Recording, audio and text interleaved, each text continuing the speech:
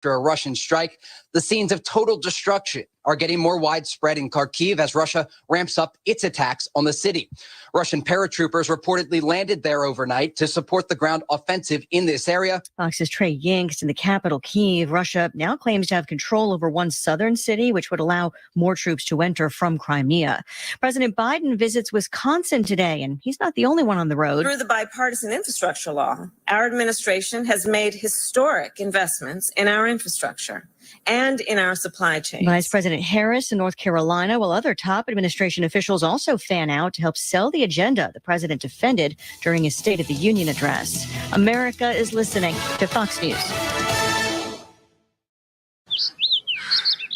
This view was worth a hike. Right? And it's a good way to stay on top of my health. Yes, I'm Cologuard, a prescription colon cancer screening option for people 45 plus at average risk. Have you screened for colon cancer? Not yet. Don't wait. It's more treatable when caught in early stages. Tell me more. Cologuard is non-invasive and it's used at home. It detects altered DNA in your stool to find 92% of colon cancers. 92%? Yep, even those in early stages. This was seen in a clinical study with patients 50 and older. Any positive result should be followed by a diagnostic colonoscopy. False positive and negative results may occur. Cologuard is not a replacement for colonoscopy in high-risk patients. Do not use if you have had adenomas, have inflammatory bowel disease and certain hereditary syndromes, or a personal or family history of colon cancer. Most insured patients pay $0. Ask your provider or an online prescriber if Cologuard is right for you, or visit Cologuard.com. I'm in. Air Comfort Service Heating and Cooling weather with Chief Meteorologist Dave Murray. It does not feel like March at all this afternoon. All about sunshine, near record heat. 78 for the high, 79 the record from 1992. Really close. Tonight, clear skies, 40 degrees. Thursday, sunny. It's a cooler day on Thursday, but still above average. Temperatures 59 degrees. Clouds take over on Friday, 62. This is 97.1 FM Talk. Chief Meteorologist Dave Murray. It's happening right here. Russian forces will be engaged in something akin to a full invasion of Ukraine. Right now. Russia said we were lying. Russia said we were supplying the world with misinformation. You are likely in the last few hours of peace on the European continent for a long time. The world, the country, and the community. I tell you what, I just heard a big bang. And as an American, I'm angry about it and I'm saddened by it. 97.1 FM Talk. If your home needs an upgrade, don't get frustrated. Get solutions. Call Lakeside Renovation and Design to transform your space into the home of your dreams. Our custom carpentry work has been wowing homeowners for over 20 years. Whether you want a deck or porch, a gorgeous sunroom, a remodeled basement, or more, our award-winning team does it all with in-house skilled carpenters. We even stand behind our work with a lifetime workmanship warranty. Request a free consultation at 636-978-5000. You'll love your home all over again. Home warranty. I know, right? Buying coverage for appliances, your heater and AC, etc. from a company that hopes you never ever have a claim or call. Let me introduce you to a real home warranty company, the kind that actually wants to help you. Upkeep Home Warranty and Maintenance. Upkeep visits your home 4 times a year to maintain your appliances and equipment. You will never get a lack of maintenance denial because Upkeep does the maintenance. Also nice, Upkeep assigns you one point person to help you. You won't be passed around like an office hot potato, and you won't get subcontractors. Upkeep does all their work, so there's no blame game. Just experts helping you. Visit upkeepstl.com today and type in 971 for $100 off. Don't be denied. Instead, be relieved. Upkeep Home Warranty and Maintenance. 636-387-7331. Keep up your home with Upkeep. Keep up your home with Upkeep. Keep up your home with Upkeep, and you'll have a happy home.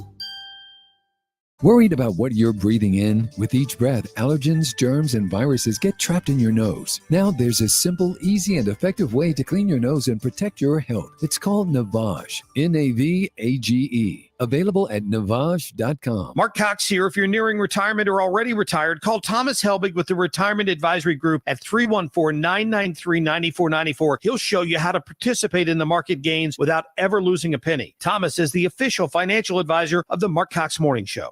Download the Odyssey app to listen to 97.1 FM Talk and find content that moves you. Anytime, anywhere. The Odyssey app for 97.1 FM Talk on the go. This hour of the Annie Frey Show is sponsored by The Loading Dock, River Views, outdoor dining, live music, and overnight accommodations. Visit GraftonLoadingDock.com. That is exactly what I needed to hear. Thank God someone here knows what they're talking about. That's us. That's right. Gotta love this American ride. Right, you need to take the time and get the full picture. Come on, turn the radio on. It's Saturday and I won't be long. Don't get me wrong. I love the ladies. I mean, they rev my engine, but they don't belong in the newsroom. It is Anchor Man, not Anchor Lady. What do you want from me? I'm not America's sweetheart. Goodness sake, kid. Keep your voice down. Your father's listening to the radio. I'm not America's sweetheart. This is the Annie Frey Show. Department of Justice is assembling a dedicated task force to go after the crimes of the Russian oligarchs. We're joining with European allies to find and seize their yachts, their luxury apartments, their private jets. We're coming for your ill-begotten gains. And tonight, I'm announcing that we will join our allies in closing off American airspace to all Russian flights, further isolating Russia and adding additional squeeze on their economy. President Biden delivering the State of the Union last night, 8 p.m. our time. We did cover it live from a basement, and the whole crew was there, and it was something to see. We're going to get to a lot of our show's reaction and your action as well to what the president said last night, the speech that he delivered. But first, we want to get to my Congressman Rodney Davis. Joins us right now representing Illinois' 13th District. Congressman, welcome back to the show. Great to have you here. Glad to be on, Annie. Thank you for talking about this speech. Yeah, I think it's an important one. There was no moment last night where I felt moved. I didn't feel like there was any. The one surprise to me was when he emphasized to fund the police and really push back on the defund the police. It's nice that he's joined that party. But kind of fell flat for me, but I'm measuring it by other speeches I've heard him deliver. And I guess orally, it wasn't really the worst speech I've ever heard him give. What are your thoughts? Well, you probably didn't need to watch it in the basement. I mean, you probably need to come up for air. It's nice, a cozy have basement. A better reaction. It was, that portion. It was an admission by President Biden and the Democrats that the far left message that they all hung on to throughout 2020 about defunding the police is dead wrong. And you and I have talked about this since then. That is the dumbest idea that I've ever heard as a policymaker. And now, good. I'm glad Democrats are doing more to recognize law enforcement, doing more to recognize they've got to stop the far left. But they have to stop the far left from defunding our military. Why now? I mean, all these decisions are made politically, of course. But at the State of the Union tonight, why now? Well, because political science is telling them they have to change the way that they're operating, or they're going to get blown out in the election. Less than a week ago, if I got onto the House floor without a mask, I could have been fined $500 and then gradually getting higher. And then all of a sudden the science changes and I can be in the same room as the President of the United States without a mask and sit next to whomever I want. I mean, COVID was essentially deemed over by the president last night. Mm-hmm. And it's funny to watch some of the Democrats just still holding on out here. Well, let me ask you a question about some of the things that he didn't talk about. He didn't really talk about those 13 lives that we lost in Afghanistan. And it's very hard to look at what's going on in Russia and think that the United States' role in Afghanistan and the way we pulled out of there might not have emboldened Vladimir Putin to move forward with what he's doing in Russia. We heard one of your colleagues, Lauren Boebert, call out about those 13 lives that were lost. I'm curious if you think that was a huge mistake on the president's part. And I'm curious if you think that the country is crying out, saying you can't forget these people and that this was a mistake. Well, I think it was a purposeful omission. He doesn't want to talk about the disastrous Afghanistan withdrawal. He doesn't want the American people to remember that he was at the helm when 13 soldiers lost their lives. But and even beyond that, we've still seen Americans left behind in Afghanistan and still are unable to get out of that country. He doesn't want the American people to realize that, as you said, Vladimir Putin uses that instance to justify America's weakness and justify going into Ukraine. I think Vladimir Putin was surprised by the West rallying together on behalf of Ukraine. And I'm glad that the president talked about closing airspace to Russian airliners. I mean, after Europeans already did it, after others did it. But I wish we would have heard a little bit more about what weaponry is he going to have on the ground in Ukraine today to help them defend themselves. Yeah, watching the situation unfold in Russia and feeling as though that America is not out front leading like we are traditionally used to leading in a situation like this. Is there something to be said for Europe, who is the direct neighbor of Ukraine and Russia? Is there something to be said about letting them lead this on a global stage, or is President Biden not standing up to the task that's in front of him? Well, he's clearly not standing up to the task that's in front of him. He hasn't stood up to the tasks that are in his rearview mirror, like Afghanistan, like Ukraine. Here we are. America should be that shining city on a hill. America should be a leader in setting the stage as to what NATO will and will not do on behalf of an ally like Ukraine. It's really interesting. We kind of take a step back and scratch our head. Who knew that any of these European countries could be so courageous? I'm glad they are, but that does not mean that the Biden administration somehow thought that this was some type of sly way of getting them to step up to the plate. No, their incompetence forced them to step up to the plate. And I'm glad these European leaders finally made the right decision for once. Congressman Rodney Davis with us, Illinois' 13th district representative in Congress. I'm curious, you'd mentioned a little bit earlier about COVID and these restrictions, they're gone. And in the state of Illinois, we have been subjected to J.B. Pritzker's ideations of how he can keep us all safe despite our own personal wishes for ourselves and how we live our lives. I'm curious if you can assess the parallel that exists with the federal government, the Biden administration, the way the CDC has been running. And we find out now that Dr. Ezike here in the state of Illinois is going to step down soon, who's been helping lead IDPH and advise Governor Pritzker along the way these last 2-3 years. If you feel like, is Illinois making these decisions to pull back for the political reasons that maybe the federal government is making the decisions to pull back, or do they actually just believe that the science now is in line with the new way of thinking? No, they clearly don't believe that the science is in line with a new way of thinking. That would never happen. But remember, there's a difference between Illinois and the federal government. Illinois, the governor in Illinois was forced by the courts to agree to the common sense provisions that places in Illinois, businesses, schools, and others should be mask optional. And what that's done is it's really given a piercing blow to the mask vigilantes that have been out there in our communities for now a number of years. I don't think either Governor Pritzker or President Biden or their administration top health officials wanted this to happen.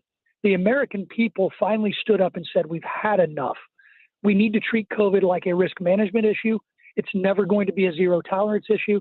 And I'm frankly glad if I could think of a point that I will remember, that I'm glad the Biden administration finally admitted that is the case. And if the time will tell, though, Annie, of whether or not this administration continues down that path or falls back into the liberal comfort zone of masking and contact tracing and lockdowns.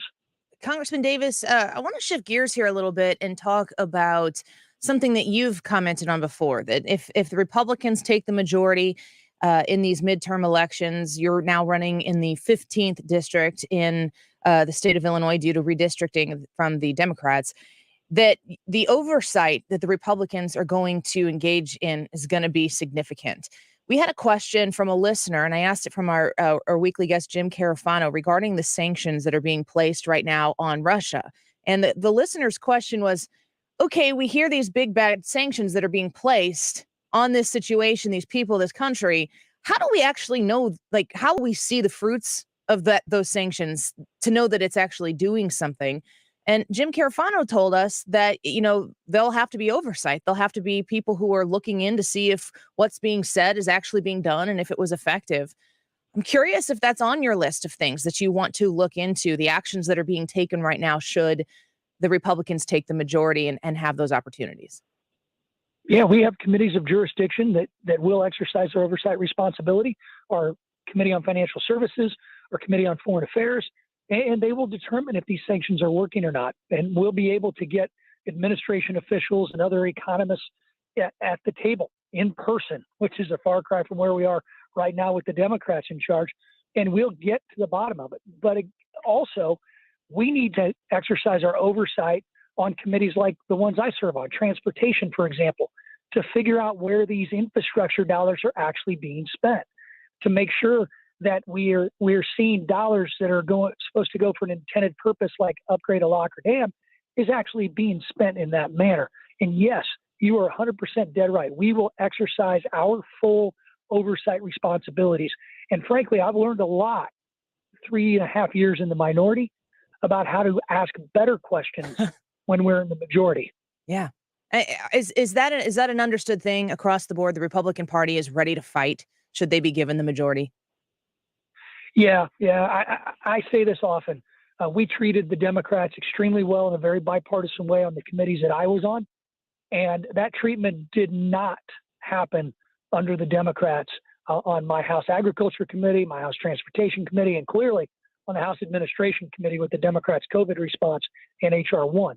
We've learned a lot. We've learned that there's a time for bipartisanship, but you've got to take control of the majority, and we've got to exercise our oversight, but at the same time, figure out a way to get things done in a very conservative Republican way. Yeah, that's the probably the number one complaint when we're talking about elections that I hear consistently from listeners, Congressman Davis, is that we could give the Republicans the majority, but they're never going to fight fire with fire. They're worried that we're going to get the Republican majority. And like you said, there was a way that the Republicans previously treated the Democrats. Democrats got control and all that stuff went out the window. Is it time to fight fire with fire? I don't know that we're going to win if we don't. Oh yeah. It's going to be a different type of majority than what we had in the past. And in my experience and being able to be a chair of a full committee and the chair of the largest subcommittee in Congress, Highways and Transit, you will see us use our full authority, our subpoena power to get the answers that the American people deserve when it comes to oversight, when it comes to what the Biden administration is or is not doing. Well, we're going to be watching closely here and covering it each and every step of the way. Congressman, we're always grateful for your time with us. Were you at the speech last night? Were you in the House? I was. Yep. What was the energy like there? Like to be there?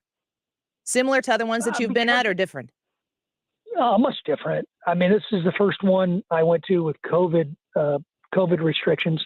They still tried to separate us out, social distance. I mean, the science for social distancing worked, even though they required testing of every member of Congress. I mean, it was crazy because, the CDC just this week announced don't get tested if you're not sick, except unless you're a member of Congress and you're going to the State of the Union, then go get tested. So it's just, realistically, I'm assuming that when the cameras are on and everybody's looking in the chamber and everybody is distanced and, all being real good citizens or posers, depends on how you look at it. When the cameras go off and the evening is over, is everybody going and congregating at the bar together or at a party, post State of the Union party? I mean, is the social distancing that we're seeing in the cameras the same that takes place on the Hill when we're not looking? Yeah, I don't know about the party or the bar situation, but I can tell you. I just want to know which parties and bars you went to. That's really that's the question. I went across. I went underground to the Capitol Visitor Center and did numerous interviews, and walked back to my party of an office. Yeah. So and there was no one there with me, so it was a party of one. But in the end, you make a good point. They socially distance. They virtue signal by wearing masks, and then all of a sudden we pile into the exact same elevators as soon as we leave. Yeah, it's the American people know. They've known for a while, and you know that, and many other people in Congress do, which is why they're changing the regulations. I think. Great to talk to you, Congressman. And go ahead. Yeah. Let me tell you something. What a difference a day makes getting on the elevator. Those former mask vigilantes. Mm-hmm.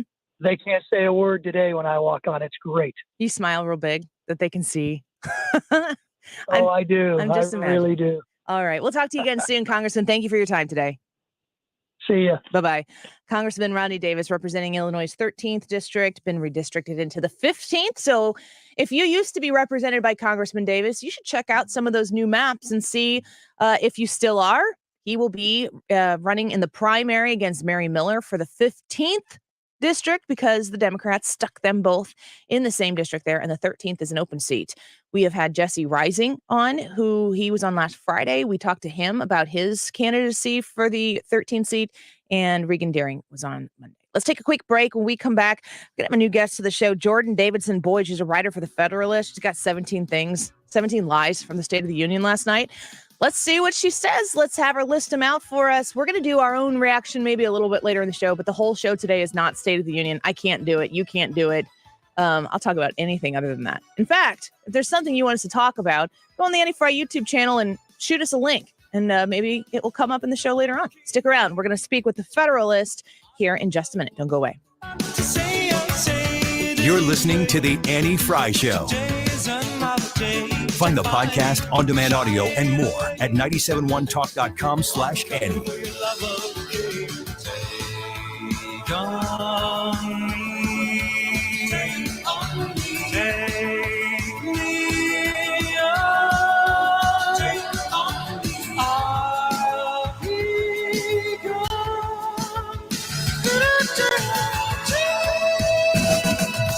.1 is St. Louis's radio destination for information with perspective. It's where St. Louis and beyond comes to talk. Right here, right now. This is 97.1 FM Talk. Stewie's got a deal for you. Rates have gone down for the moment because of the world situation, pushed them down a little bit. So it's a good time to get in there. I had been talking to you about, they're going to meet in March. The Fed's going to meet in March. Those rates are going to go up. That still might happen. But it's March. Been talking to you about that for about 6 weeks, it seems. We are here in March, and as things continue to get better, and with the COVID mitigations going away in many cases, that, God willing, this is the way it's supposed to work. Things are supposed to get better. Get a good rate while the rates are low right now. 314-324-4440. 314-324-4440. Stewart's American Mortgage, he's the guy. When you reach out to that number, when you call that number, you text that number, you're going to talk to my friend Stewie.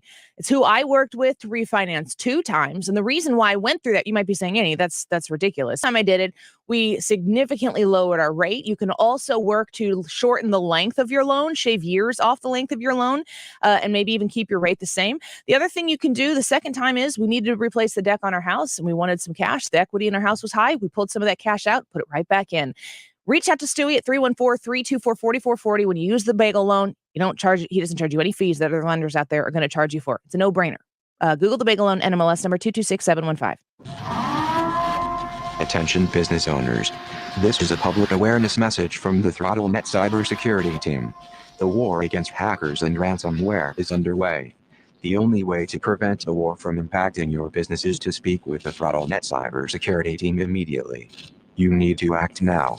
The ThrottleNet Cybersecurity team is prepared to protect you against cyber threats.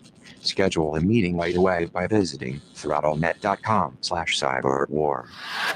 Hi, this is Lance Drury with the Lance Drury Law Firm. When it comes to your tax issues, why would you trust some faceless national company that uses cartoons in its ads to protect you? Tax problems are not funny and should not be treated lightly. If you owe the IRS, you have a legal issue and you need a lawyer that will protect your rights. You can't meet face-to-face with a cartoon. And what happens if the national company can't resolve your issue and stops returning calls? Do yourself a favor and call the Lance Drury Law Firm. Our office is right here in St. Louis. I am a local attorney specializing in tax resolution. You can come in and sit down with a licensed, experienced attorney and put a name with a face. When it comes to tax issues, don't go with a cartoon. Get serious help with the Lance Drury Law Firm. Remember, if you have IRS issues, you have legal issues. Call attorney Lance Drury, 314-260-6120, or go to Lance, DRURYlaw.com. The choice of a lawyer is an important decision and should not be based solely upon advertisements. What's your favorite 4-letter word? Chances are you've said it more than a few times dealing with this crazy world we live in. But at Compass Retirement Solutions, our 4-letter word of choice is hope. Hope for a better tomorrow. And hope that your retirement plans don't take a back seat. You've watched inflation soar, and maybe your retirement future feels a little uncertain right now. But all hope is not lost. Find out exactly how much risk you're still taking with your investments. Find out how you may be able to save big on taxes. And find out how having a written retirement plan just might give you the hope you've been looking for. Call today to set up a meeting. 314-373-1598. That's 314-373-1598. Compass Retirement Solutions. 314-373-1598. Firm offers insurance services but does not provide tax advice. Investments and services offered through Compass Retirement Group, a registered investment advisory firm in Missouri and Illinois. Investing involves risk, including the potential loss of principal.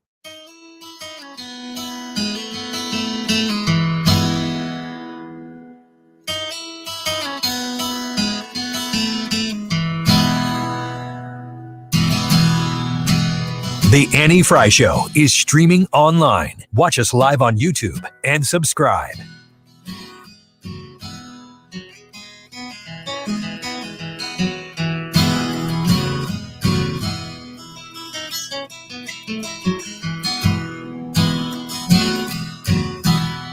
Never mentions the word addiction. One America, the United States of America.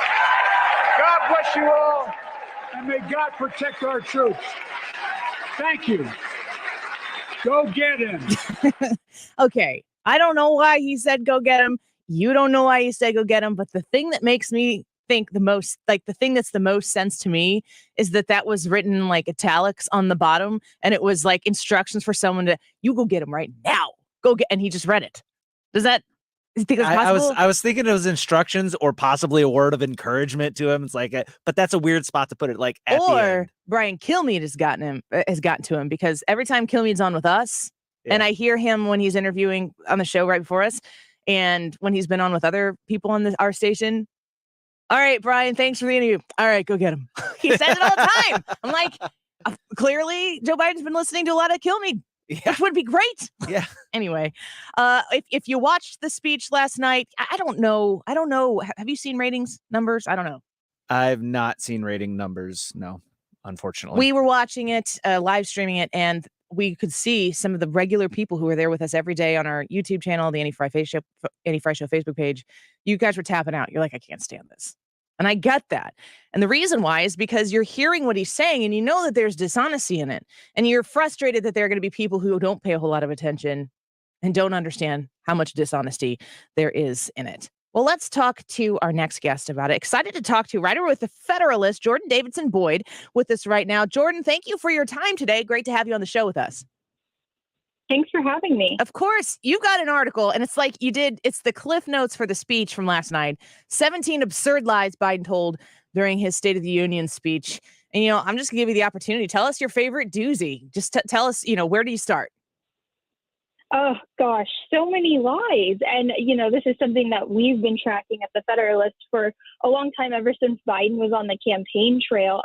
One of my favorites last night that he touted was, let's secure the border. And he started listing off all these things that he said the administration has done to secure the border. I don't know if you guys have been reading headlines lately, but the border is not secure. It is not secure. Are you in Texas? Are you a Texas location? Yes. So I saw that based on your phone number when you called in. Like, you would know. We have our Attorney General here, Eric Schmidt, has been working with the Attorney General, Ken Paxton of Texas. And these two go back and forth on suing all these things. They filed that lawsuit that had uncovered documents about the record-breaking amount of people who have just come into our country. Like, where does he even get this stuff? I have no idea. More than 100,000 illegal aliens are crossing the border every month. And for the last year, Biden and Harris, who is supposed to be our border czar, has turned a blind eye to this crisis. And now all of a sudden they want to, secure the border and then fund the police and put America first. I mean, I'm sorry, have we been reading Trump's speeches? But the thing is that we know that is not the case. That is the exact opposite of what the Biden administration is doing. And honestly, last night was an opportunity for Biden to try and save face, but I think his approval rating is going to be even lower. That's one of the questions that we had talked about ahead of time. And I've asked some of the other guests, the expert guests that we have on our show, what does the president need to say? Is there anything, in the Russia situation, is there anything he can say that could make this better? Is there anything he could say that could make it worse? And I don't really know that he delivered anything last night that really moved the needle one way or the other, but his numbers are so far low. It'd be hard pressed. They're like we keep saying, 1 in 3 Americans just doesn't care about anything on the other side of the aisle. They just love this guy and this party. But he's getting pretty low, and his continued stories like you're talking about here in this article, my tax plan will lower costs and the deficit. I mean, please show me the math on how that's going to work for the average American person who's paying more every time they pull their debit card out of their wallet. Exactly. And the midterms are coming up. So Biden and his team know that Democrats are in hot water. But last night's speech wasn't really geared at the people, the independents, who he's lost a ton of support with. It was sort of geared towards these Democrats in Congress who have stifled a lot of his legislative plans. And he was sort of talking to the choir, preaching to the choir a bit. And I'm not sure how that's going to sit with the American people, especially as we go into a really important election year. And it makes you think. We're speaking right now with Jordan Davidson Boyd, who writes for the Federalist and has a great article out summing up the 17 of the highlighted absurd lies that Biden told last night. We're going to share that article with you. And we appreciate you coming on with us, Jordan. It makes me wonder if that was his target audience last night. If he was thinking he needed to shore up the base with the State of the Union, he must have trouble in paradise, because the base, those are supposed to be your people. He's failing on all fronts, and that's very clear. The Democrats, the progressives, they're all infighting, and Republicans are unhappy. Just all around, this administration has been a disaster. And I think we've seen that play out in all the crises riddling our country right now. Jordan, one of the things I saw really pinged people's frustrations in social media last night when he talked about lowering the cost of insulin. Why is that so frustrating to people? That is ridiculous, because Biden was the person who lifted a Trump-era rule that was intended to lower insulin and epinephrine prices. He literally came into office, rescinded this rule that the Trump administration had worked really hard on and enacted, and then turned around and said, oh, I'm going to do the same thing. I just want to write my name on it. Completely partisan and completely irrational. Okay, so here's another one. He was adamant, repeated it like 3 or 4 times, to fund the police. He wanted to make sure that everybody understood it's not defund the police, it's fund the police. That is to what you were saying before regarding his party. That is the far left side of his party that made defund the police a thing.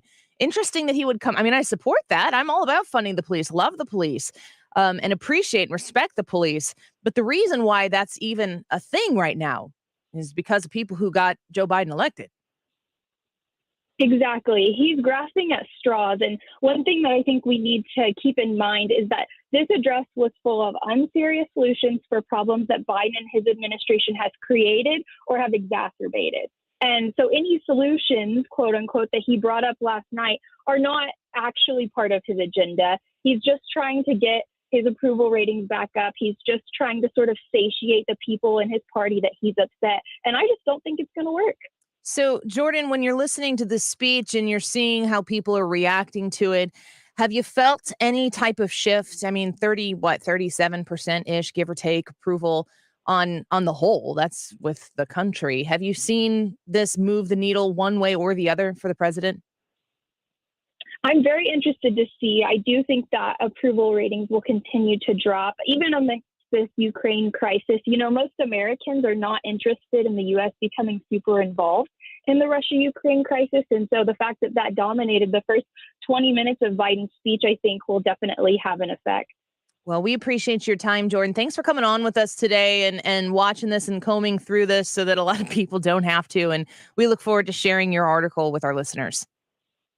Thanks for having me on. Of course. We'll talk to you again soon. Jordan Davidson Boyd, she writes for the Federalist. You can follow them at Federalist, no vowels.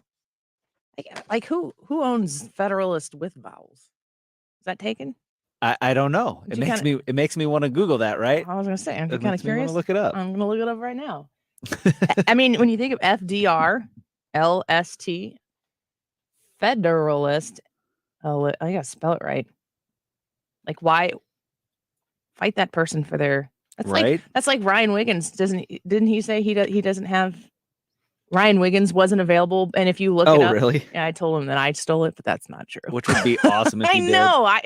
There's. You know what you should I paid do? $50 for it. You should reach out to the person that I does tried, have it. but it's like a non. Oh, it's a dead thing. So I don't even know who to contact. Oh.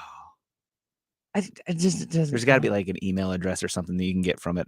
So you can follow me at Annie Frey Show, and if someone can help me get a hold of at Ryan Wiggins, Mm-hmm.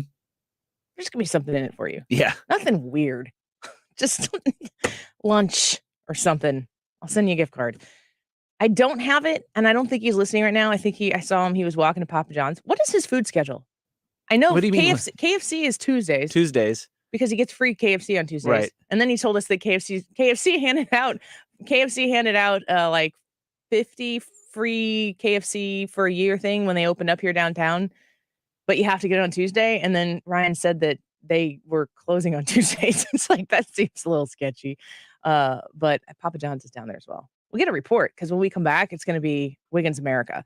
So stick around. We're going to share with you this article, the 17 lies, and it's really easy read, easy to go through. And I really appreciate the Federalist. I think they're some of the best out there when it comes to reporting. And good to have Jordan Davidson Boyd on with us as well. Wiggins America, when we come back, it's 12:37 right now. Donate your car to Goodwill and get 2022 Cardinal tickets at mersgoodwill.org. Use promo code Cardinals. I think I need to get a guest on to talk about baseball. Should we? I know I shouldn't ask you. You're obvious. You're an obvious yes, absolutely. Yeah. 100%. What if we just did a sports show? No, I don't want to just do a sports show. No? Okay. Well, let me look into it. I kind of am mad about it, so I don't know if I want to talk about it. I get emotional. Like, sports is what I allow myself to be emotional about. That's ridiculous. Same. Just irresponsibly emotional. Yeah, just throw reason overboard and ride the emotional roller coaster. It's a passion thing. It is what it is. That's the best part. Wiggins America. When we come back, don't go away. This is the Annie Frey Show. Follow Annie on Twitter at Annie Frey Show.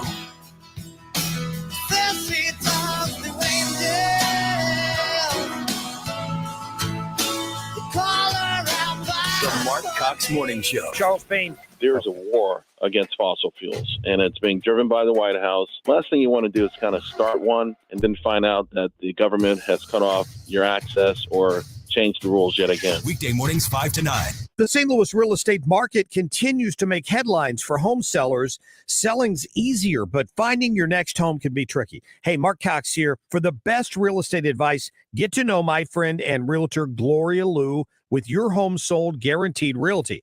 I know everyone knows a realtor. I know several as well, but I only endorse Gloria because of her proven track record. I've seen her systems, I've met her clients, and when it comes to getting you more money, Gloria is the only agent and team I would trust to sell my home. The secret is Gloria already has the buyers. Thousands of buyers who are looking for homes in your area, your price range, and ready to buy today. This is how Gloria creates higher demand, multiple offers, and the most money for you. So take it from me. Call Gloria today at 314-325-6888. That's 314-325-6888, or visit GloriaHasTheBuyers.com. One of the things I love about Air Comfort Service is their willingness to work with you, even if you've worked with other people, or if you just want to get a second opinion. They're totally there to help you with that whole process. A free second opinion on heat exchangers and compressors. If you want to have them come to your house and to look at your situation and just weigh in on it, go for it. You can trust the people at Air Comfort Service, and a second opinion never hurts. If you get the second opinion, you want to go with the first guys, that's fine. But give Air Comfort a chance to look at your situation as well and potentially give you a better deal. Air Comfort Service is full of great people. They can help you with a whole array of needs. And if you are the type of person like myself, my husband, we've got our hands full. We got 4 kids. We both have jobs. We're always on the go. I don't have time to be thinking about the maintenance that goes along with my HVAC system. You can subscribe to a maintenance plan with Air Comfort Service, and it's a really good deal. Maintenance plans start at $15 per month, and if you pay monthly, you get your 12th month free. Reach out to Air Comfort Service and talk to them about your situation. Mention the Annie Frey Show when you give them a call and get the process started today. AirComfortService.com. Do you know how much of your life savings you could lose in the next market downturn? Are you okay with the stock market controlling your financial future, or would you like to have more control? Hi, I'm Ken Heisey of Heisey Advisory Group. Our team can stress test your retirement portfolio and give you the confidence to enjoy your retirement without having to worry about what the stock market is doing. Call 314-328-6000 today. That's 314-328-6000 and schedule your complimentary retirement roadmap review with our team. That's 314-328-6000. Again, that's 314-328-6000. IZ Advisory Group provides insurance services. Investment advisory services offered through AE Wealth Management, LLC. Investing involves risk, including the potential loss of principal. How about starting the new year off with a new coat of paint from CertaPro Painters? This is Mark Reardon, and I've trusted the experts at CertaPro for a long time now. They've knocked out project after project over the years, and the quality of the work always blows me away. Imagine what a new coat of paint and a new color can do for your home. It's a great time for your vision of color to come to life. Schedule your free estimate today at CertaPro.com. That's Certa with a C. Each CertaPro Painters business is independently owned and operated. It's a professional, worry-free process, and they deliver what they promise. CertaPro Painters. You're listening to the Annie Frey Show live from the Air Comfort Service Heating and Cooling Studio. Air Comfort Service is proud to support Greater St. Louis Honor Flight. Sign your veteran up for the Honor Flight today at gslhonorflight.org. And for heating services, visit aircomfortservice.com. Up-to-the-minute traffic reports, so you don't have to keep looking at your phone. Dependable traffic on 97.1 FM Talk.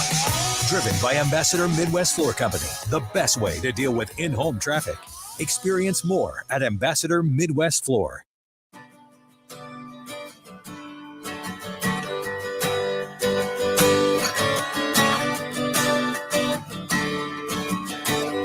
This is the Annie Frey Show. Interact with Annie on Facebook. The Annie Frey Show.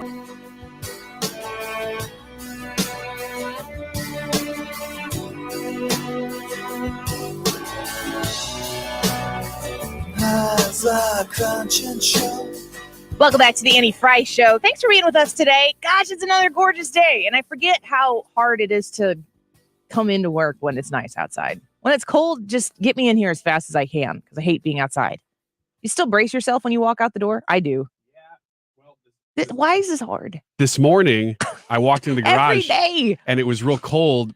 And then I walked outside and the sun hits and it was perfect. It's beautiful outside. And that I think if it gets below, for me, below 30 degrees, that's when it hurts. I don't like it. And you open the door and I just hold my breath and you tense your muscles and then you get to your car as fast as you can. I still do that when I walk out the door and then I go, oh, this is wonderful. Can I tell you something really weird before we get on this topic? It's never stopped you before. That song, The World I Know by Collective Soul, that is one of about 2 or 3 songs that for the last 15 to 20 years has been stuck in my head. Sorry. I don't know why. It's like I must walk to the beat of certain songs. And so when I walk, it's like, and that song will just come into my head for no reason. That of all songs. No idea why, but it drives me crazy. And now I'll be singing it for the rest of the day. Just play it for the rest of the bump music for the whole day. I mean, it's talk to Reardon, see if we can get him. Yeah. It's one of those things that makes me think maybe I am a little bit crazy. Oh. That's what makes you think that song, when I hear it, I go, okay, here we go. I may be losing my mind because that sounds like it'll be part of your next book. Yeah, I'll just make it about Collective Soul. The story, autobiography of the band Collective Soul. Wiggins America. Wiggins! Oh! Wiggins! All right, this topic, I'm warning you, I'm getting really upset about it. And so if I start yelling, okay, you'll have one for the books. Just turn the music up. Yeah. Get ready. Get this one stuck in my head instead. You have worse song stuck in your head. Yeah, I know. It's not a bad song. It's just of all the songs in the whole world, why that one?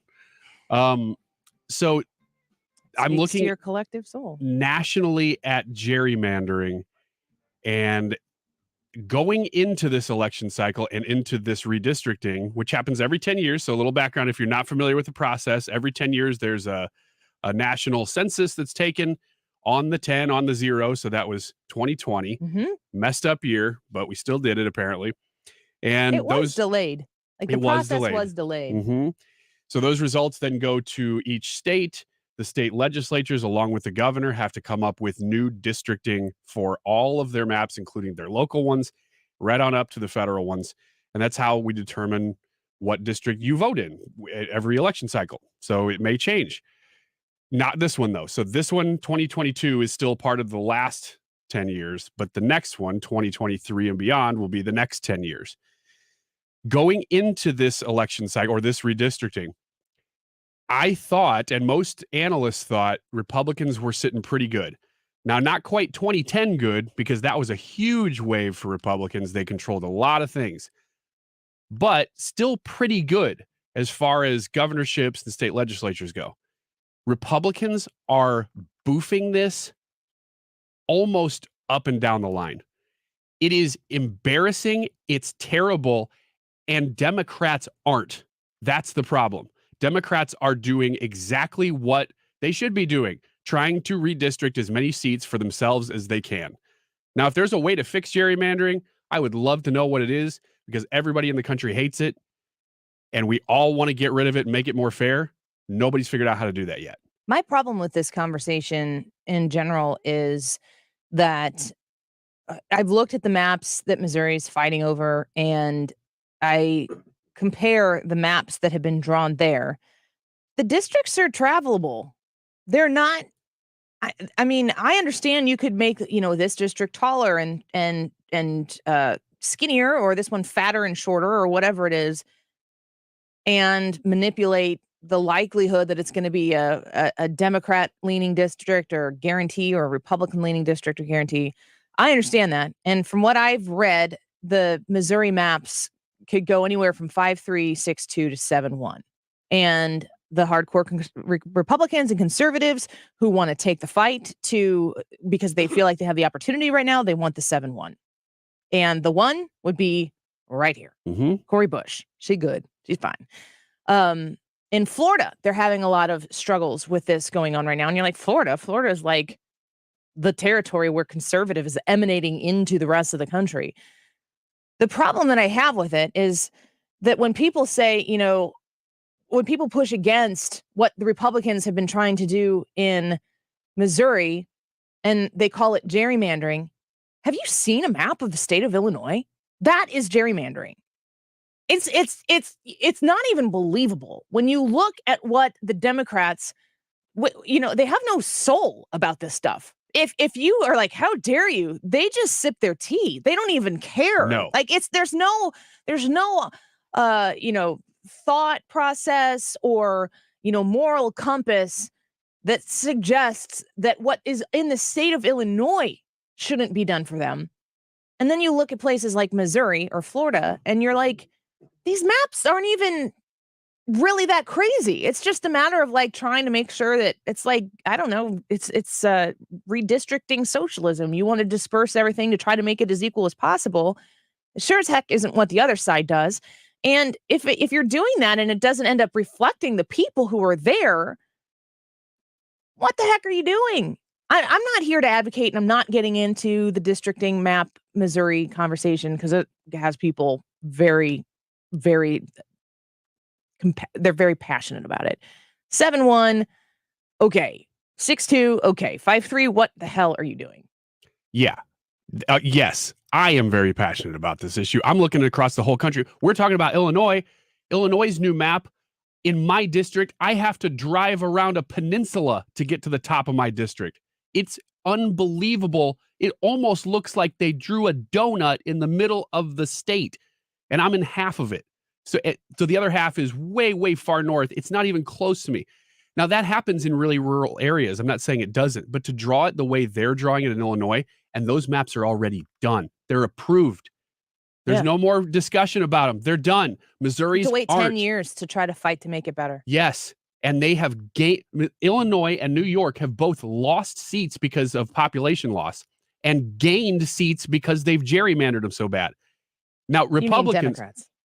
Sorry, did I say Republicans? No, you didn't say anything. You said they've lost seats because of the state has lost seats, but Democrats have gained seats just because they've redistricted so aggressively. I don't know that it's going to be the case in Illinois.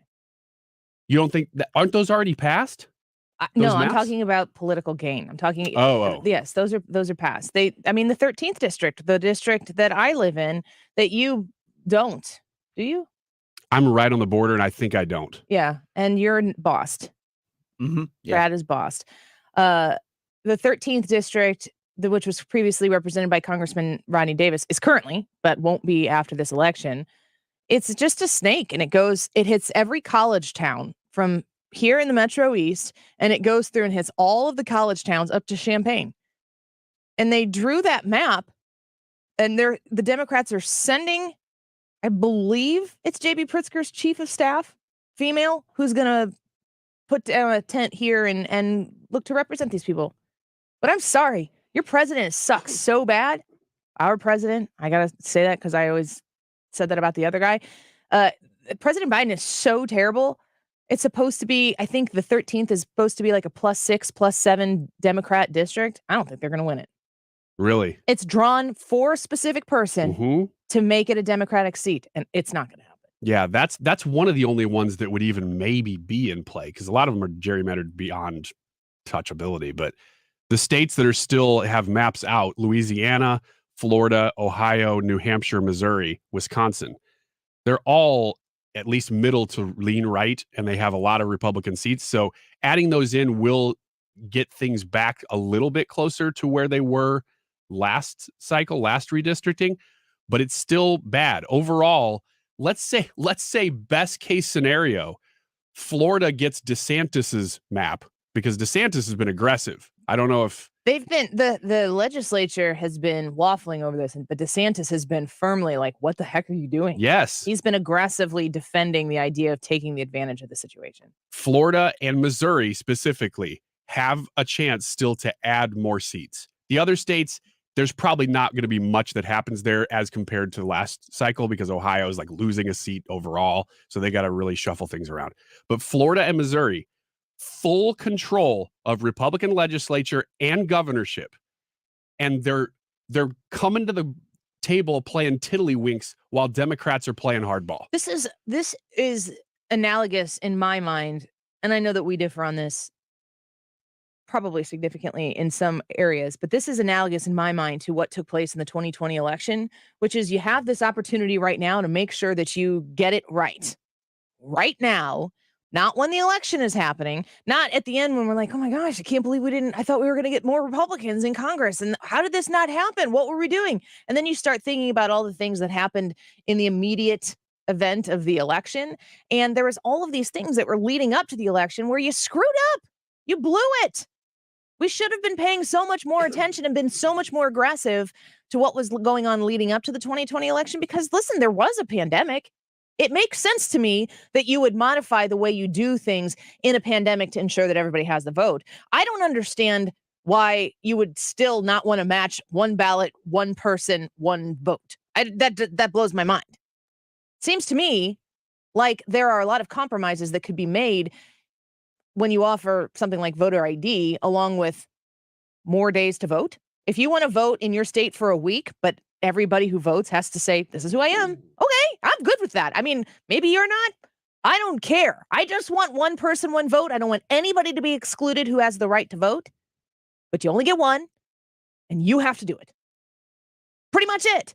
But we blew that. We did not take care of business leading into it. And this situation where we're not taking advantage of the moment that has been given to you. You're not stealing anything. It's your job to advocate for it and make it happen. Yes, these are the elected officials. They're there.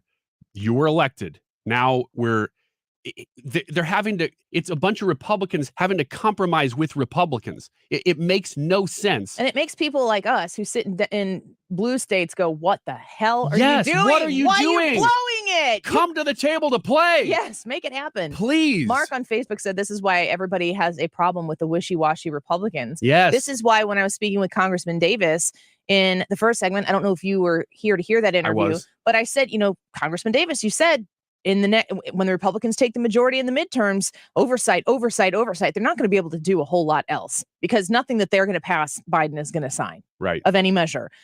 So they're going to do a bunch of oversight. And there is so much stuff that they can invest in to do oversight. And I said to him, yeah, but are you really going to fight? Because the Democrats we've seen what they are capable of with Donald Trump. They detested that man, and it infected their souls. And it still is we can still see the symptoms of it.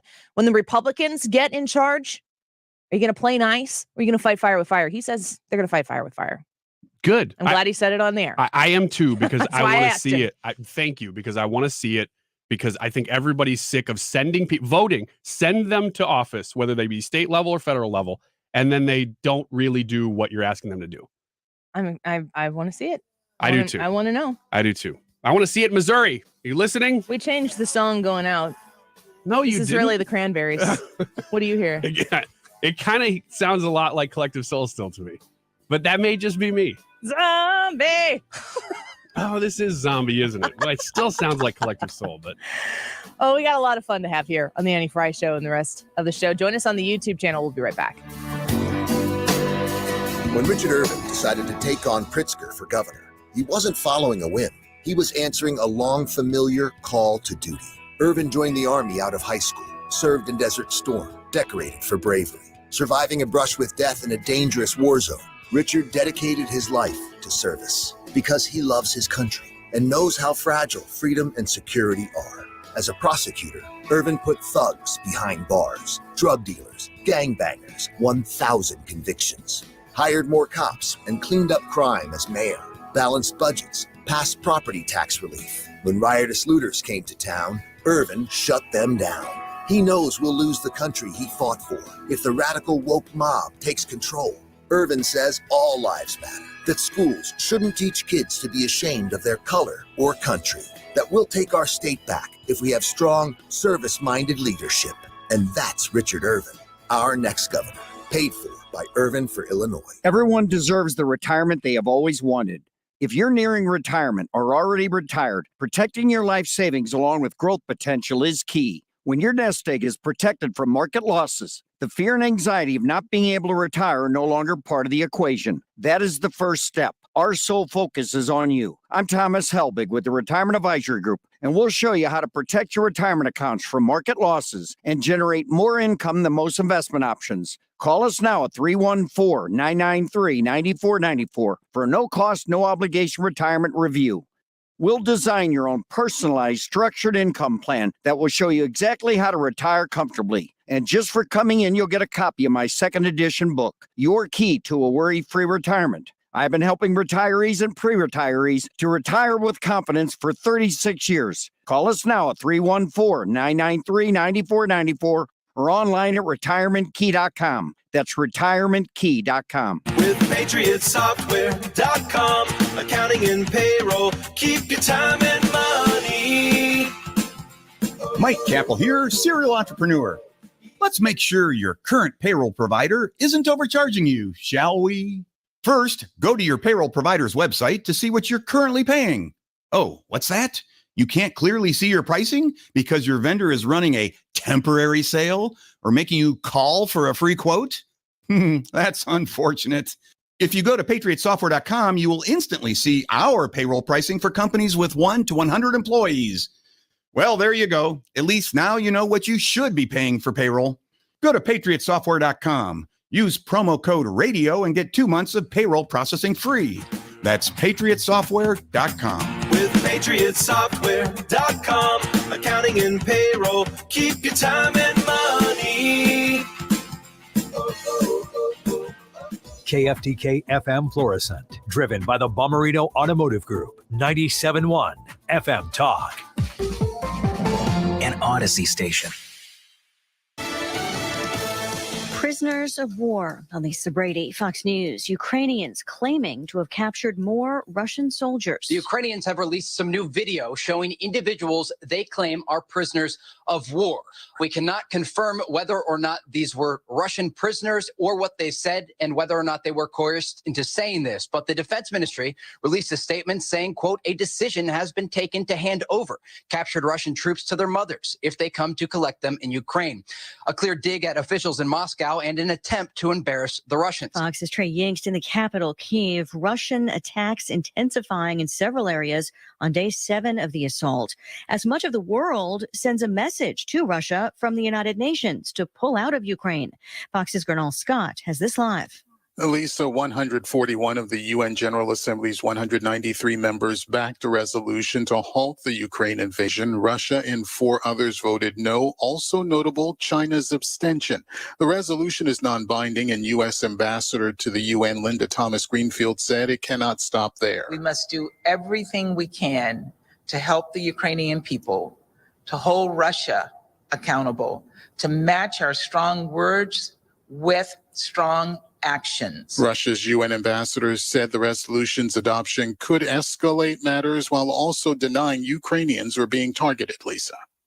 Thanks, Cardinal. The White House COVID team shifts gears. We are moving forward safely. Response Coordinator Jeff Zients, as a new strategy is unveiled, focusing in part on improved data and use of treatments to be ready for the next potential variant while avoiding shutdowns. Confirmation hearings for the president's Supreme Court nominee now set for later this month, 4 days beginning March 21st. The announcement made as Judge Ketanji Brown Jackson visits Capitol Hill to meet with senators. America is listening to Fox News. This view was worth a hike. Right? And it's a good way to stay on top of my health. Yes, I'm Cologuard, a prescription colon cancer screening option for people 45 plus at average risk. Have you screened for colon cancer? Not yet. Don't wait. It's more treatable when caught in early stages. Tell me more. Cologuard is non-invasive and it's used at home. It detects altered DNA in your stool to find 92% of colon cancers. 92%? Yep, even those in early stages. This was seen in a clinical study with patients 50 and older. Any positive result should be followed by a diagnostic colonoscopy. False positive and negative results may occur. Cologuard is not a replacement for colonoscopy in high-risk patients. Do not use if you have had adenomas, have inflammatory bowel disease and certain hereditary syndromes, or a personal or family history of colon cancer. Most insured patients pay $0. Ask your provider or an online prescriber if Cologuard is right for you, or visit Cologuard.com. I'm in. Air Comfort Service Heating and Cooling weather with Chief Meteorologist Dave Murray. It does not feel like March at all this afternoon. All about sunshine, near record heat. 78 for the high, 79 the record from 1992. Really close. Tonight, clear skies, 40 degrees. Thursday, sunny. It's a cooler day on Thursday, but still above average. Temperatures 59 degrees. Clouds take over on Friday, 62. This is 97.1 FM Talk. Chief Meteorologist Dave Murray. The Annie Frey Show. So in favor of legislation that just is this long. One page. One page. What's the bill? What do you want to do with my money? If I can't read it here, no. That's all it needs think to be. Think about how many things they can sell and do with one screen of information on QVC. What if we had QVC legislation? Weekdays from noon to 3. We the people are the supreme entity in this country. On 97.1 FM Talk. Hi, this is Lance Drury with the Lance Drury Law Firm. When it comes to your tax issues, why would you trust some faceless national company that uses cartoons in its ads to protect you? Tax problems are not funny and should not be treated lightly. If you owe the IRS, you have a legal issue and you need a lawyer that will protect your rights. You can't meet face-to-face with a cartoon. And what happens if the national company can't resolve your issue and stops returning calls? Do yourself a favor and call the Lance Drury Law Firm. Our office is right here in St. Louis. I am a local attorney specializing in tax resolution. You can come in and sit down with a licensed, experienced attorney and put a name with a face. When it comes to tax issues, don't go with a cartoon. Get serious help with the Lance Drury Law Firm. Remember, if you have IRS issues, you have legal issues. Call attorney Lance Drury, 314-260-6120, or go to Lance, DRURY law.com. The choice of a lawyer is an important decision and should not be based solely upon advertisements. Odyssey celebrates Women's History Month. Taraji P. Henson is synonymous with on-screen charisma. The actress and producer was born in 1970 in Washington, D.C. and attended college in North Carolina, where she studied electrical engineering before transferring to Howard University. She's best known for her work in hit films Hidden Figures and Hustle and Flow, and as Cookie Lyons on TV's Empire. Odyssey, celebrating remarkable women. For more, check out our exclusive station, She Sings, on the Odyssey app. With Odyssey music stations, there's a different station for every taste, and they're all free. Listen to 97.1 live on your phone, or browse the selection of music stations and make a soundtrack to your workday. It's all at Odyssey.com. This hour of the Annie Frey Show is sponsored by The Loading Dock, Riverviews, outdoor dining, live music, and overnight accommodations. Visit GraftonLoadingDock.com. That is exactly what I needed to hear. Thank God someone here knows what you're talking about. That's us. That's right. Gotta love this American ride. All right, you need to take the time and get the full picture. Come on, turn the radio on. It's Saturday and I won't be long. Don't get me wrong, I love the ladies. I mean, they rev my engine, but they don't belong in the newsroom. It is Anchor Man, not Anchor Lady. What do you want from me? I'm not America's sweetheart. Goodness sake, kid. Keep your voice down. Your father's listening to the radio. I'm not America's sweetheart. This is the Annie Frey Show. Well, you know, it's always a good day when I get to talk to D to the C, and he is going to bring a special guest in here shortly, and it's kind of impromptu, but we have an opportunity to help, and why would we pass up an opportunity to help? Brad, I want to talk about the weather because I'm obsessed with it, and I'm just looking outside. There are people just sitting out in the park, enjoying the sunshine, and feeling the good vibes. Do you change your day based on how the weather is, like post-show or anything like that? No, not really. I might go for a bike ride this evening if we get off and there's enough daylight. If I get home and there's enough daylight left. I've been looking for something to do cardio that's not running on a treadmill because, running on a treadmill sucks. But love cycling. And so if I get home in time, we're going to go for a bike ride. That'd be fun. I have a bike somewhere. I tell you what, I could probably ride to your house from my house using bike trails. Oh, I'm sure. The MCT bike trails system amazing. in the Metro East is fantastic. I grew up in Edwardsville, and I remember when they started taking the old train tracks and converting them into bike paths and walking paths. And it connected we lived just on the outskirts of town. It connected where we were to Edwardsville. So I could easily jump on my bike, ride into Edwardsville, and go wherever I wanted. You know, I usually had $5 in my pocket, no phone, no nothing. And I would just go around town doing whatever I wanted, spending that $5 super wisely. But a day like this, it absolutely makes me feel like summer is on the way. So I'm excited about it. All right. Hey D, how are you? Good. How are you? Good. We have Allison. Hi there. Hi, Allison. Thank you for coming in here. Now, you are here with St. Jude. Is that correct? I am. And D, you are obviously with our sister stations. You're on our show all the time. But the 96.3 R&B for the Lou is doing something special, and you're a part of it, which means it's special to us. So can you get his microphone, or can you pop your microphone on over there? There you go. The other one. There you go. Other one. That button over there. Do you have it right there? Chalk that up on Wiggins. Yeah, I'm totally on Ryan Wiggins again. But tell us what the station is doing, and then we'll find out how Allison can tell us how people can help. Today and tomorrow, 96.3 R&B for the Lou is doing a radiothon for St. Jude, and we are out to help the babies. That's awesome, and I am all about helping the babies. Everybody knows the St. Jude commercial, and it tugs at your heartstrings. But there are real measurable ways that you can help. And we at 97.1, specifically the Annie Frey Show, would love to send $1 or however many dollars we can muster your way. So Allison, just tell us a little bit about St. Jude here in St. Louis, how you came to be partnered with 96.3 and what we can do to help. Absolutely. So thanks for having us on today. So St. Jude has been partnering with FUN since 2014, and we have raised over $550,000 for the kids of St. Jude since we started partnering together. So we are thrilled. This is something we look forward to every single year because we get people excited. We also are able to share our mission around the St. Louis area. It's really important. Write this down, 411, 1-800-411-9898. Again, that's 1-800-411-9898. And you can become a partner in hope. And what that really means is for $19 a month, you can help support our mission. And you also get a really cool t-shirt. So we're sporting those around today. Yeah, I love it. They look pretty awesome. So tell me a little bit about what St. Jude does. What's the St. Jude distinction? Yep. Absolutely. So that's a great question.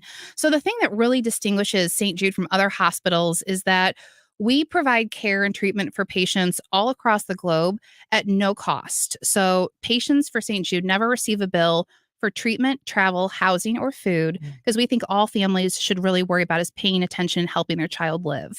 So patients come to us from China, from Tennessee, from St. Louis, from Honduras, and it's really the sickest of the sick cases that doctors will send to St. Jude.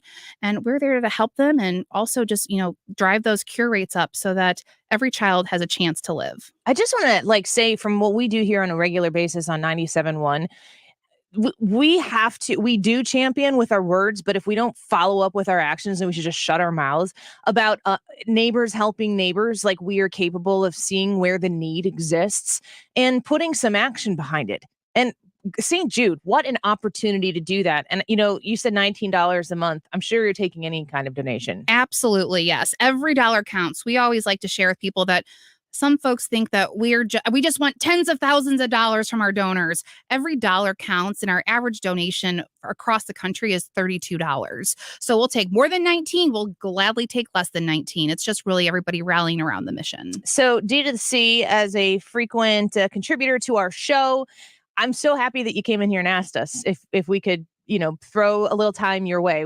Absolutely, without a doubt, would clear my schedule to help this cause. What is it about St. Jude that has had you say, yeah, we gotta push this, we gotta do better every year after every year with your partnership with WFUN, all of that? Simply put, when you hear the stories, and there's so many of them, and everyone is not the same, the cases are different for each child or whatnot. But when you hear the background stories of what they've been through and where they're going, and what St. Jude has stepped in to do, it just, for me, that was it. That did it for me. That sold everything. So, when they come every year, we try and do our best to help them and catapult what they're doing and make it work. It's just one of those things that I have dear friends who actually have their kiddo in the hospital right now, not St. Jude. But until they're our best friends, and their child is special needs, and I did not have that in my circle until then. And it is, as somebody who is associated with them, not by blood, but it feels like that eventually. And to watch the strength that this family has to champion the successes that this child has, it hits you like a ton of bricks. And then it's that initial yes. And then you rally, and everybody rallies. And for this family who we love so dearly, and for our little buddy who, is pushing through some things right now, and he'll be good here shortly. When we rally around him, it does feel good inside for yourself. And St. Jude is just doing that on such a large scale for so many people. If you don't have that personal experience, which I did not have until a few years ago, this sounds like another thing, another ask. That the need is out there, but there's a lot of people who are asking you for things that you need. But when you do have that personal experience, it is a really different perspective. It's a different mindset. And, Allison, I'm sure that's something that you see in your walk every day. You are very personally connected to something that a lot of people aren't. So being able to partner with 96.3 and to be able to do this and to share this message, I would assume this is a very important part of the mission. It is, absolutely. And you're reminding me that our childhood survival rates, we're really proud to share that 80% of pediatric cancer patients will survive. And that's great. That's great. But then you also think 1 out of 5 pediatric cancer patients is not going to survive. And if you are the parent or the sibling or the aunt of that 1 in 5 children, this really means something to you, and it should mean something to everybody. And that's why we are, rallying the troops along St. Louis and in the surrounding areas.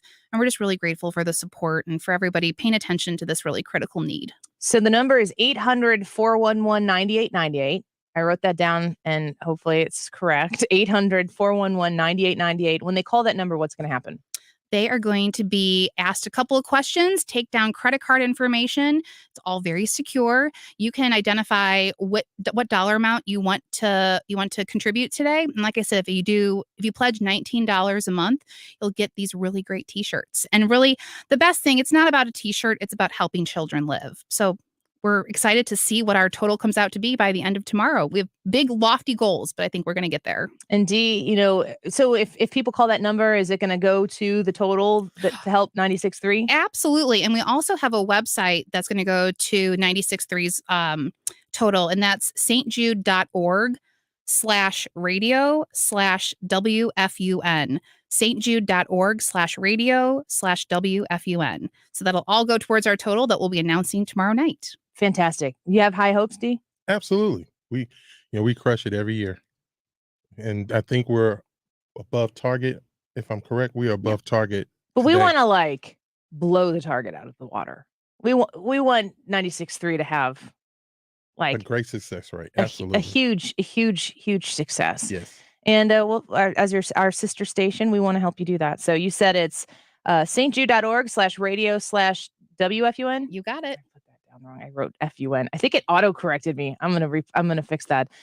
We will share that link. 800-411-9898. Allison, D2C, thanks. Thank you. Thank you so much. Absolutely. Yeah. I mean, Brad, you guys, you see the commercials. They're impactful commercials. Mm-hmm. Those kids are some compelling kiddos. Yes. So full of personality. And you want to sit down and just talk to them. Absolutely. They're great advocates for it. All right. Well, thank you so much. We appreciate you. Great to have you in here. And we'll post this interview and we'll share the link that I wrote down around at stjude.org/radio/ There you go. Thank you for fixing it. Did you fix that, Brad? Fantastic. Annie's trying to do too much at once and screwed it up. All right. It says I can put user in timeout, but that would be me. Whoops. Those radiothons can really make a huge difference when it comes to helping places like that. I don't know. You know what? Let's take a break. Let's go to a break right now. We'll come back with more of the show in just a minute. We're going to talk a little bit maybe about the lockout. There's first two series of the baseball season have been canceled, not postponed, canceled. They've already said that if they miss games, they're not making them up, which is really a threat to the baseball players because if they don't play the games, they're not going to get paid for them. So we'll see what happens. I need baseball in my life. You need baseball in your life. And these are the complicated, ugly things that are finding their way into the public. So we're going to follow it because we got to get baseball back here in St. Louis, especially on a day like this. It's fantastic. Stick around. 118 right now. You can donate your car to Goodwill and get 2022 Cardinal tickets at mersgoodwill.org. Use promo code Cardinals. Don't know when that game will happen, but it will eventually. We'll be back with more Annie Frey Show in a minute. I got my mind set. The Annie Frey Show is streaming online. Watch us live on YouTube and subscribe. This time I know it's real. Here I go again. If it feels like you're fighting alone, remember that you're not. Going down the only road I've ever known. 97.1 FM Talk. Right here, right now. Hey guys, it's the new year. Are you still struggling with erectile dysfunction? I've yet to meet anyone that enjoys timing those intimate moments around a pill. Well, now you don't have to. The advanced wave technology at Pineview Medical has been shown by Cambridge University and the Cleveland Clinic to restore and even regrow blood vessels. It can improve circulation and eliminate erectile dysfunction. No pills and no side effects. If you're ready to put a stop to your ED, call us in the next 2 minutes and you'll receive a consultation, assessment, and blood flow ultrasound free, plus a special gift that produces immediate results in the bedroom. You're going to love that. Trust me. This is a $600 value, free to callers now. 314-530-7777. That's 314-530-7777. Guys, get rid of your ED and get that spark back. Call Pineview Medical now to qualify. 314-530-7777. Hi, it's Michael Mohan at Community Mortgage. As we go into a new year, it is a great time to get started on a new home loan. If you've been thinking about a cash-out refinance to pay off debt or update your home, act now while equity is at an all-time high and interest rates are still at historic lows. Maybe It's the year that you're going to reduce your term or get rid of the dreaded PMI. Perhaps this is the year that you buy a new home. Call me now so you can shop with confidence. When you call, there will be no gimmicks or sales pitch, just straightforward, upfront information on refinancing and home buying options. So call me today, 314-336-6050. 314-336-6050 or online at communitymortgagestl.com. Community Mortgage LLC, 224-143, NMLS 250353. Don't you wish fixing your car was simple? Mark Cox here. You know, cars today have more tech than the first spaceship that landed on the moon. It's guaranteed something's going to break. That's why I have a protection plan through CarShield. When I need a repair, I choose the mechanic. The CarShield administrators take care of the rest.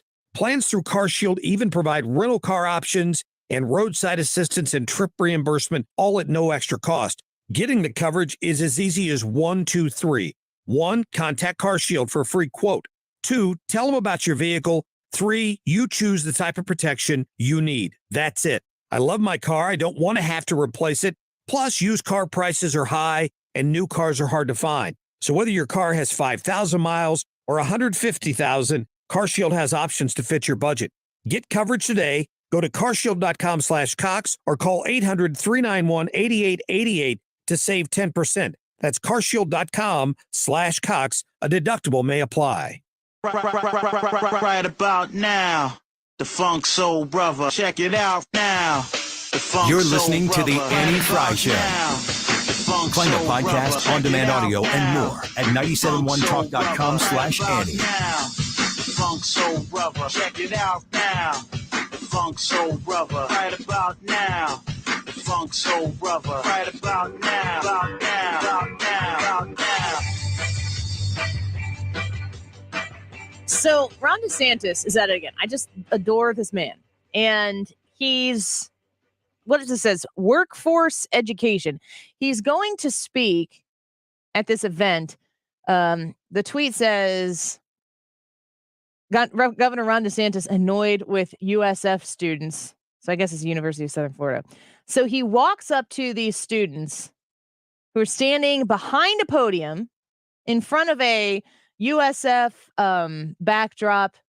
And if you're watching us on the live stream, you can watch the video. But listen here to what the governor says to the students. You do not have to wear those masks. I mean, please take it. Honestly, it's not doing anything. We got to stop with this COVID theater. So if you want to wear it, fine. But this is ridiculous. And then he just goes to the podium, and all right. Well, it's good to be at USF.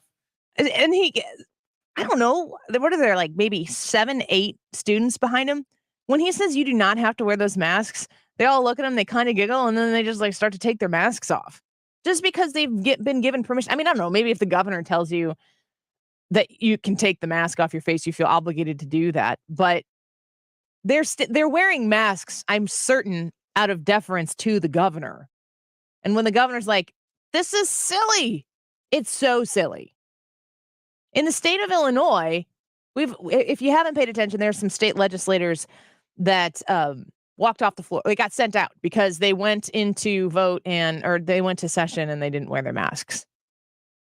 Why? The whole structure in the state of Illinois has changed, but yet our legislators are still going to be wearing them in session. Why?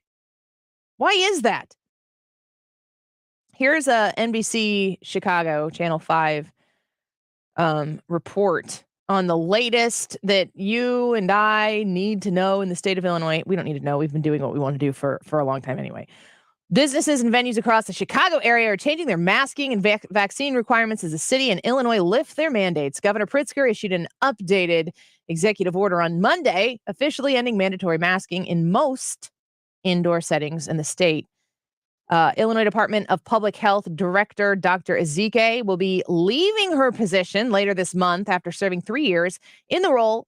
Governor Pritzker announced Tuesday Ezike will serve her last day at Illinois' top doctor on March 14th. So Dr. Ezike is almost out of there, which is interesting timing. I guess we don't need to have somebody babysitting the rest of the constituents in the state of Illinois, voters, taxpayers, people just living their lives. So Dr. Ezike is going to be exiting. Looking at what the state of Illinois has gone through right now and watching Governor Pritzker try to grand plie, gracefully exit the mandates that he's been imposing upon the people of Illinois and try to make it look like this was his plan all along. It's not graceful. It's funny. It's not graceful, which is why it's funny. I got such a mental picture when you said grand plie out his way out of it. Pritzker? Yes. Yeah, there's two involved. If you know, you know. Let's see here. Pritzker issues updated executive order as mask mandate ends. According to the new order, masks will no longer be required inside of most businesses and will not be required inside of schools. Gosh, I just want to swear. It's not his to say. The law has said it. 3 courts, 3 strikes and you're out, dude. You lost. And then you lost again. And then you're like, no, but let's talk to the grownups in the room. And they're like, yeah, you lost again. It's infuriating and still a little funny at this point because we're on the winning side of it. But we haven't been for such a long time because he's a tyrant. So it says will not be required inside of schools, but, big but, those institutions will be allowed to enact their own mask requirements at their own discretion, according to the order. In a highly anticipated move with the rescinded mask mandate Monday, the decision was a significant one, and it's been nearly 6 months to the day since Illinois brought back its mask mandate in August 2021. I didn't know it was that long because I haven't been abiding by it. Going by what Brian told us about his friend, my policy has been to go into the store and bring a mask and wait for someone to ask. I would like to ask that gentleman, I think he said it was a man. I would like to ask that gentleman how often he and his wife, when they go in and air quotes, their words, anti-fry it, which is put the mask in your pocket and not wear it until someone asks you to. And then you politely abide by the rules and choose whether to shop there anymore. I wonder how often they've been asked to put the mask on because I do not experience being asked to put the mask on. I know how often I've been asked. Once? One time. Yeah, I remember you told me one time that it happened. Yep. Walked into the movie theater and the girl taking the ticket said, hey, do you mind putting a mask on? I was like, oh, okay, fine. I almost feel like that's a little different only because that's like a destination for people. It's an entertainment venue. Whereas if you're going to the grocery store to buy food, like it's a little more of a necessity. Right. And a coming and going of people as opposed to let's all go sit next to each other for 2 hours. I still think it's dumb. But the thing is I've been to that movie theater multiple times and only one time was I asked. Oh, well, that's different. So it's not consistent. No. Shocking. Previously, the state had lasted just over 3 months with a modified or eliminated mask mandate, having removed the mask requirement for vaccinated individuals in May 2021 and fully repealing all COVID mitigations in June. And then everybody identified as vaccinated. I saw this. I retweeted this. I saw this video. I think it was from Disneyland.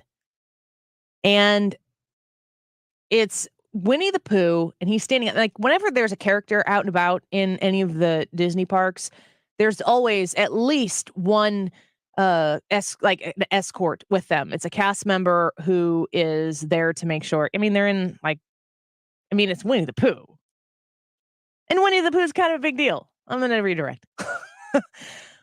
So Winnie the Pooh is out there, and this child who looks to be 3.5, 4, sees Winnie the Pooh, throws their arms open wide, and runs up to Winnie the Pooh to give Winnie the Pooh the hug that Winnie the Pooh deserves from this child.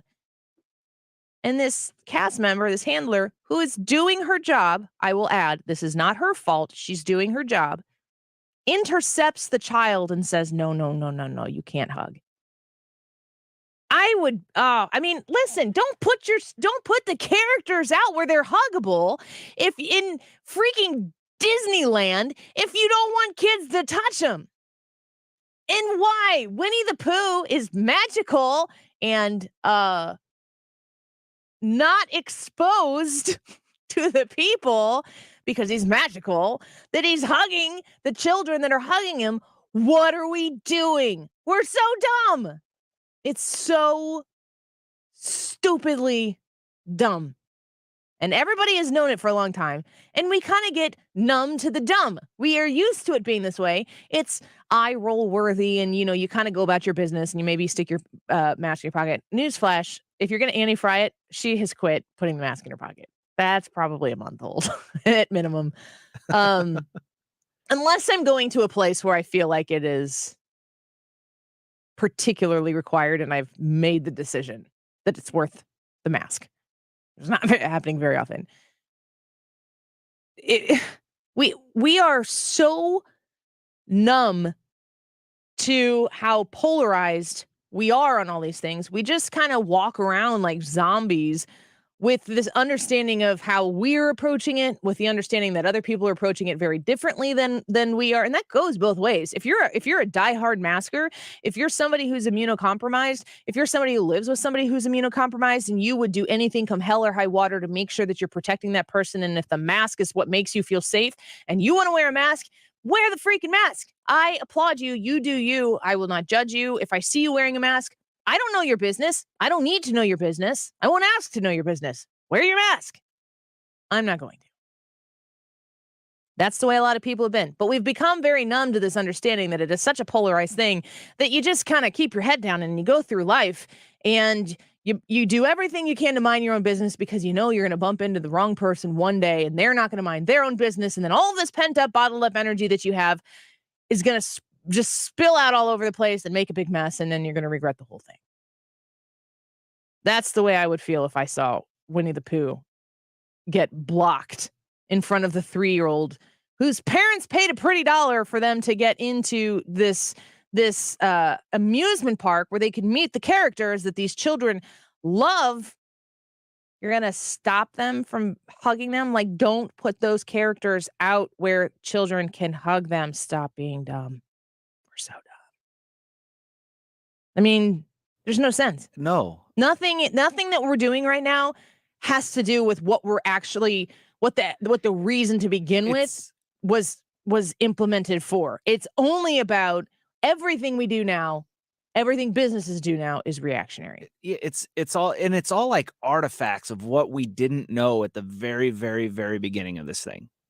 It's just kind of leftover things that nobody has said, no, we don't need to do this anymore. No, this doesn't actually help.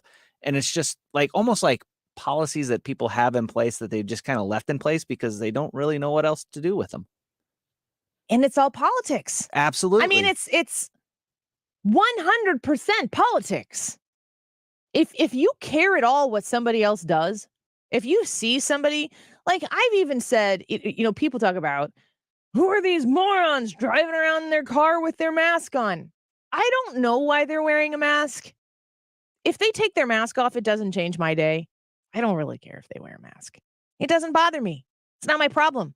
I will gladly wave the flag on the top of the hill that allows them to wear their mask in their car if you mind your own business when it comes to what I do. So I don't really feel like that like mends the gap. I don't feel like anybody wants to mend the gap. I don't feel like anybody really wants to bring mask wearers and non-mask wearers together because what we're talking about is Republicans and Democrats, Trumpers and Biden. There's like not that many of those people. It depends on who you ask and when you ask. You know what I mean? Yeah. I'm gonna get banned from YouTube. Oh, don't do that.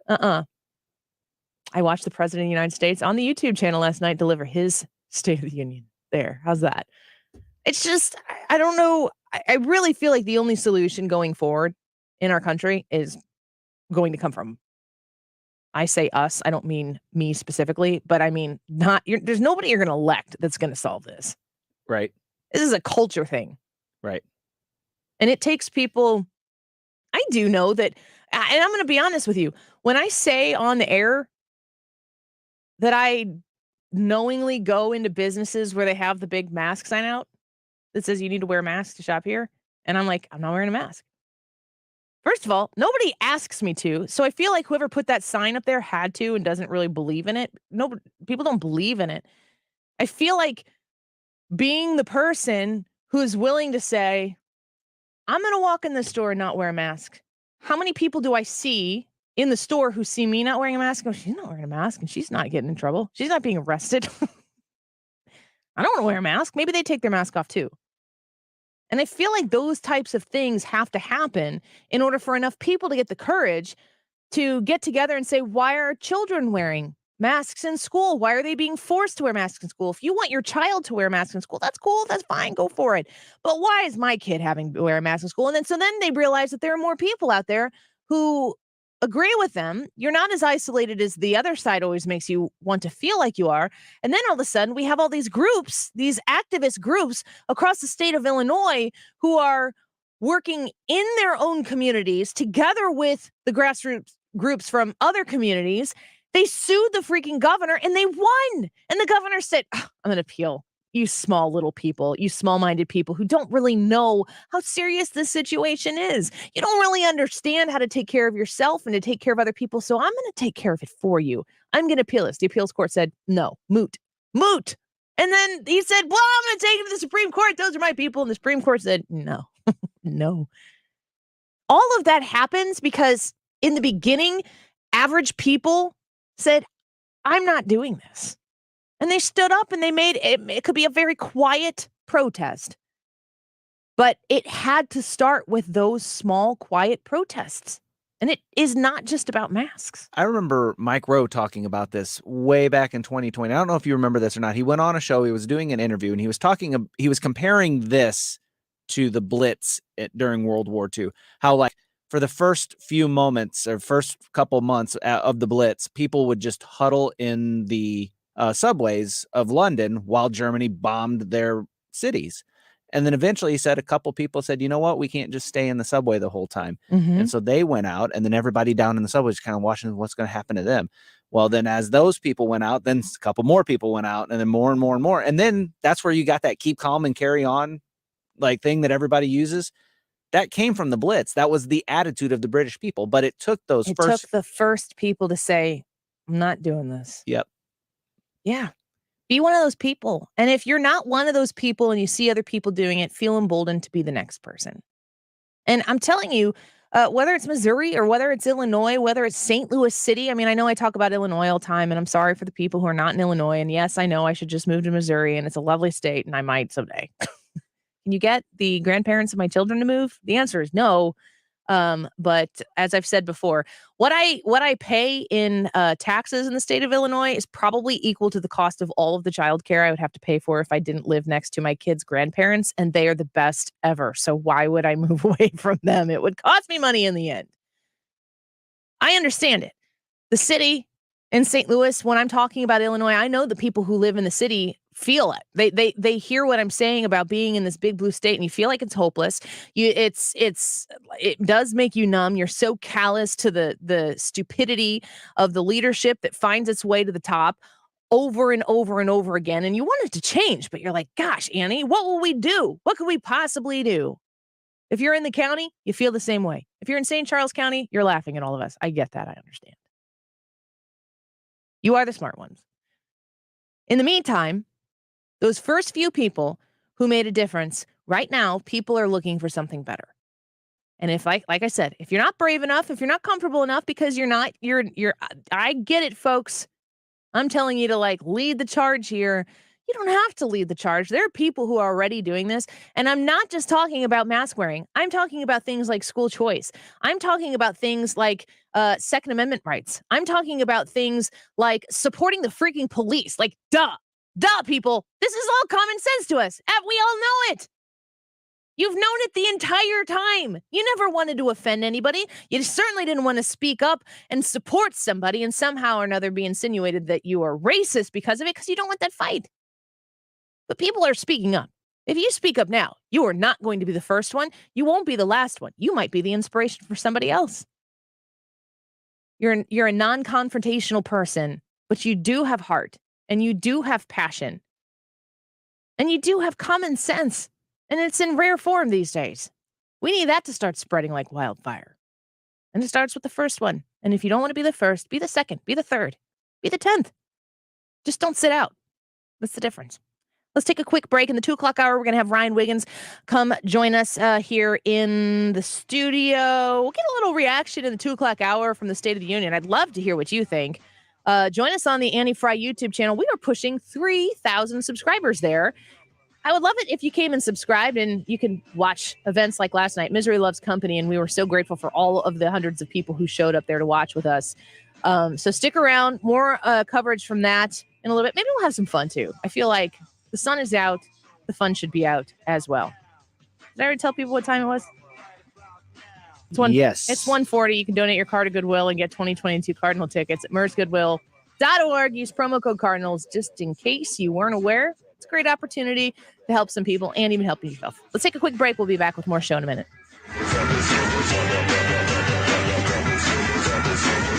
This is the Annie Frey Show. Interact with Annie on Facebook. The Annie Frey Show. The Mark Reardon Show. Let's start with former Senator Jim Talent. There's some reason to believe that maybe the momentum of the invasion is slowing, although, I don't think anybody should get their hopes up. Weekdays from 3 to 6 on 97.1 FM Talk. So this is kind of weird, meta, if you will. Yesterday, when I was talking to you about Closet Factory, I was talking to you about how they can come and organize your garage. I was really talking about me. I want them to come do that for me. I'm looking at the list of things they can do. And if you went back and you listened to what I told you about Closet Factory and how awesome they are and why you should do this, I was really talking to myself. I think I want to have Closet Factory come in and organize our garage. We have a 3-car garage, but the third bay, it's just full of stuff. And we've got, 4 kids. So we've got bikes and we've got trikes and we've got balls and bats and frisbees and all of this stuff all over the place that comes in and out of the garage all the time. But then we also have the yard tools, the hand tools, the power tools, all of the stuff that is in a garage. And there is no rhyme or reason to any of it. You have the Closet Factory come in, assess the situation, and give you customized storage that will help you gain that garage space back. It's one of the expertise avenues that they have that they can come help you with. And it's one that I think I might have them come help me with as well. Your customized solution is a phone call away, 314-961-4300. Have them come out and give you a free consultation for whatever the situation you need taken care of in your home is. You can find them online at closetfactory.com.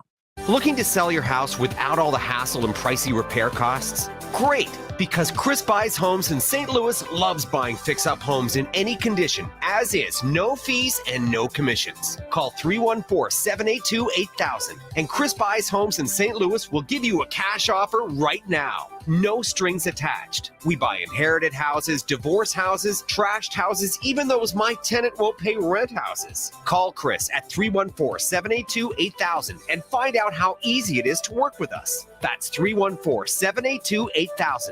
Do you think your home will be difficult to sell?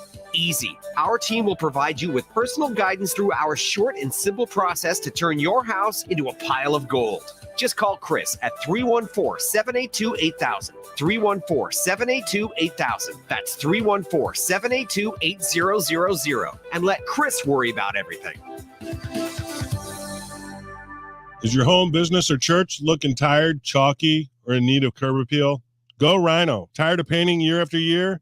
Go Rhino. Our unique 3M ceramic technology is perfect for brick, stucco, aluminum, steel, color lock masonite, and more. It's backed by our 25-year transferable warranty to not chip, crack, or peel. Great if you're staying, and even better if you're selling. Our ceramic coating allows you to maintain all of your architectural features. The decision to do vinyl will leave your home looking like a plastic moldy box. With Rhino Shield, in 15 years, your home will still have that, wow, it looks like you just got it painted. We've done large condo complexes, parking garages, pole barns, and commercial strip malls. We coat sloped and flat roofs to extend their lives too. Evaluations are free. 877-25-RHINO or 877-25rhino.com. See what we did there? Genius. Tell them, ladies. Don't paint, don't Rhino, go Rhino Shield. Never paint your house again. Rhino Shield.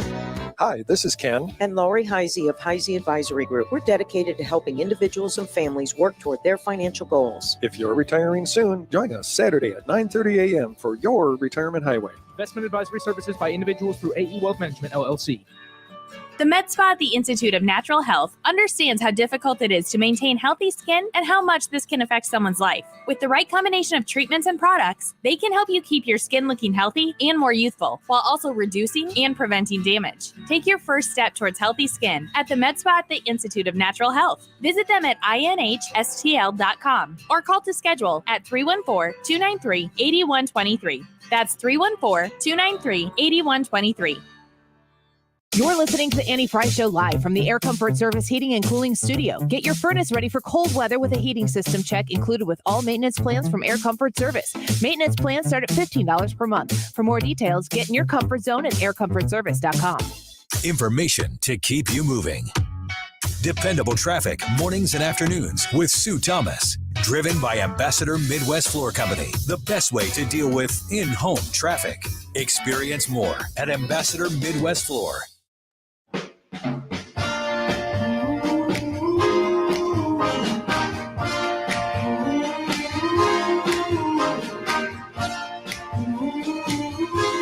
You're listening to the Annie Frey Show.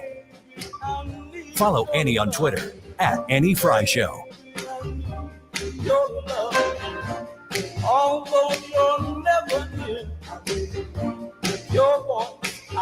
Well, welcome back to the Annie Frey Show. In the 2 o'clock hour here, we're going to have Ryan and come back in the studio, and Hannah probably join us as well. Antony Blinken, the Secretary of State, is speaking right now, and it seems as though situations in Ukraine are elevating right now. So, Brad, let's listen in and hear what the Secretary of State has stated and get the latest here on this circumstance. You got it ready?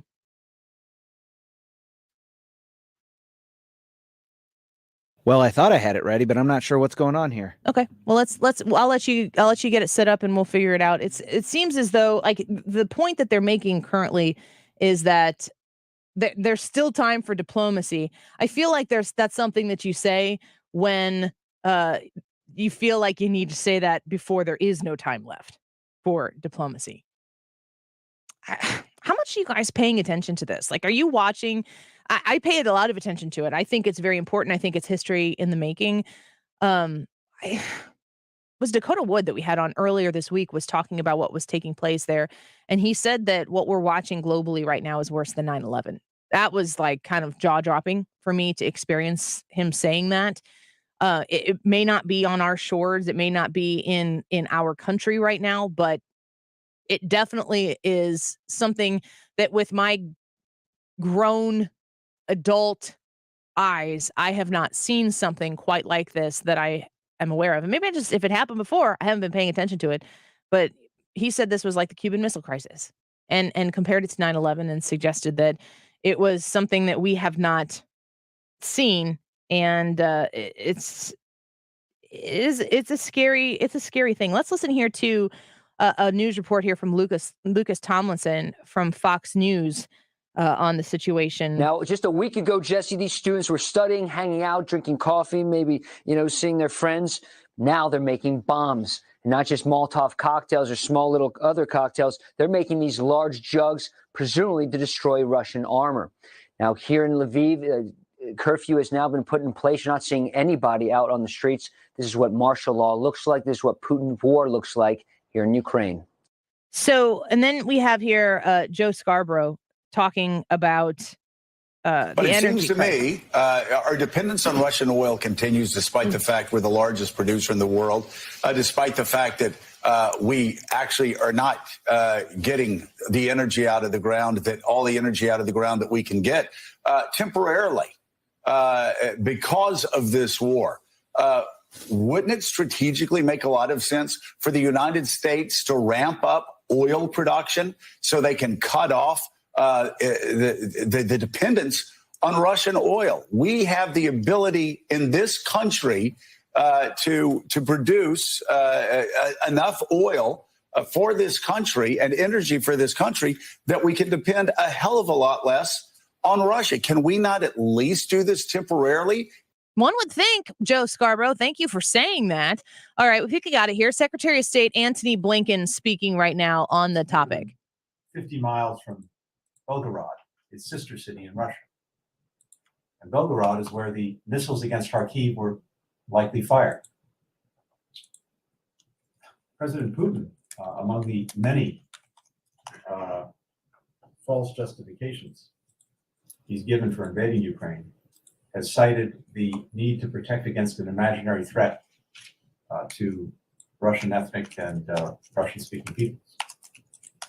How is assaulting and bombing the population of Kharkiv, again, one of the largest Russian-speaking cities in Europe, advancing that reported goal?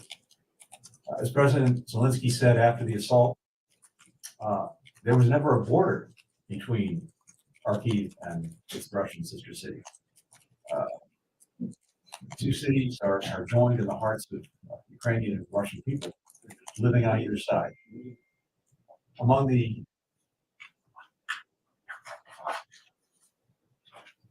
great damage we see from war, we're seeing that in Kharkiv. We've also seen that the International Court of Justice has announced that it will hold hearings on Russia's actions. Already, the human costs of the Kremlin's unwarranted, unprovoked, and unjustified war in Ukraine are staggering. Hundreds, if not thousands, of civilians have been killed and wounded. There are now more than 174,000 refugees who sought safety in nearby countries. Millions of Ukrainians still in Ukraine are sheltering wherever they can, including children receiving cancer treatment, who are now living in the basements of Ukraine's children's hospitals, with doctors and nurses doing their best to care for them as explosions boom overhead. This is shameful.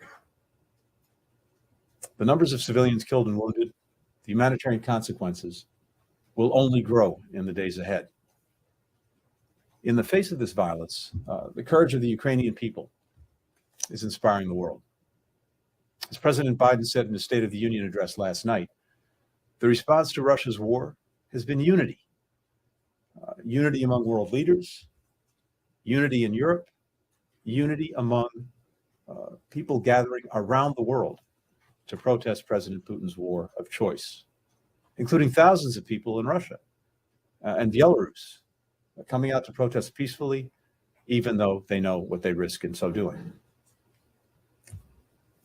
Because the Biden administration dedicated its first year to repairing and rebuilding our alliances and partnerships in Europe and around the world, and because we spent the better part of the past several months raising alarms about looming Russian aggression, declassifying and sharing our intelligence nearly in real time, and relentlessly exposing President Putin's lies, we were ready.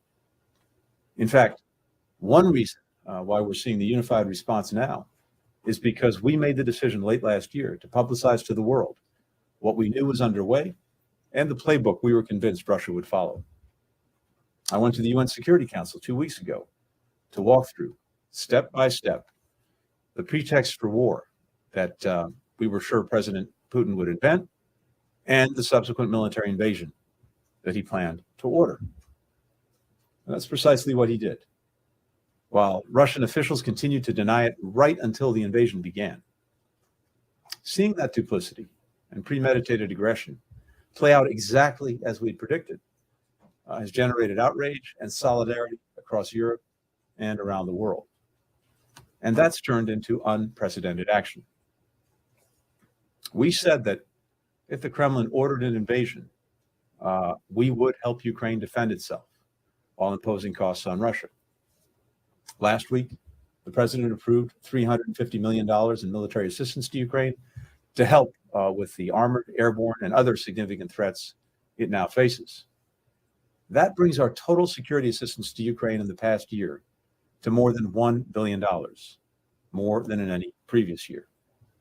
Over the past several days, I authorized the expedited transfer of U.S.-origin defensive equipment from allies to Ukraine, and we're coordinating efforts to get this equipment, including anti-tank and anti-aircraft weaponry, as well as small arms and munitions, into the hands of Ukrainian fighters who are defending their country with skill and determination.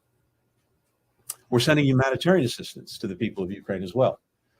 3 days ago, we announced nearly $54 million in additional support on top of the more than $300 million that we provided in recent years. USAID has deployed a disaster assistance response team our top international emergency responders to lead the U.S. humanitarian response in coordination with European allies, partners, and international organizations. And USAID Director Samantha Power was, as you know, just in Poland along the border with Ukraine a few days ago, along with other senior officials from the State Department. And we're working to support the frontline countries, including Poland, Moldova, Romania, Hungary, and Slovakia, that have welcomed hundreds of thousands of refugees, including many children, elderly people, people with disabilities, all of whom are fleeing Ukraine to escape Russia's violence and facing harrowing journeys to reach safety. We and our allies and partners will work to keep people safe, manage the flow of refugees, keep border crossings open, and provide critical supplies. At the same time, we're holding Russia accountable, including Russia's economy. Back on December 1st, I said that Russia would face massive consequences for attacking Ukraine, including severe and lasting economic costs. The United States and more than 30 allies and partners, representing more than half the world's economy, have made good on that commitment, with powerful sanctions and export controls on Russia, including additional actions just today. We've now sanctioned most of Russia's largest financial institutions and its sovereign wealth fund. The European Union removed key sanctioned Russian banks from the SWIFT international payments network. We've restricted Russia's ability to seek funding beyond its borders. 13 of the most critical Russian state-owned enterprises, including Gazprom, are now extremely limited in raising money through the U.S. market. We've imposed sanctions on individuals, including President Putin, other members of Russia's Security Council, and elites and their family members. And we and our allies and partners are launching a task force to identify, track down, and freeze the assets of sanctioned Russian companies and oligarchs. We will freeze and seize their yachts, their private jets, their opulent estates in world capitals. Today, we're also imposing sweeping sanctions on Russia's defense sector. In total, 22 Russian defense-related entities will be designated, including companies that make combat aircraft, infantry fighting vehicles, missiles, unmanned aerial vehicles, electronic warfare systems, the very systems now being used to assault the Ukrainian people, abuse human rights, violate international humanitarian law. We're also imposing export controls on Belarus to hold the Lukashenko regime accountable for being a co-belligerent in President Putin's war of choice. We will choke off Belarus's ability to import key technologies. And if Lukashenko's support for the war continues, the consequences for his regime will escalate.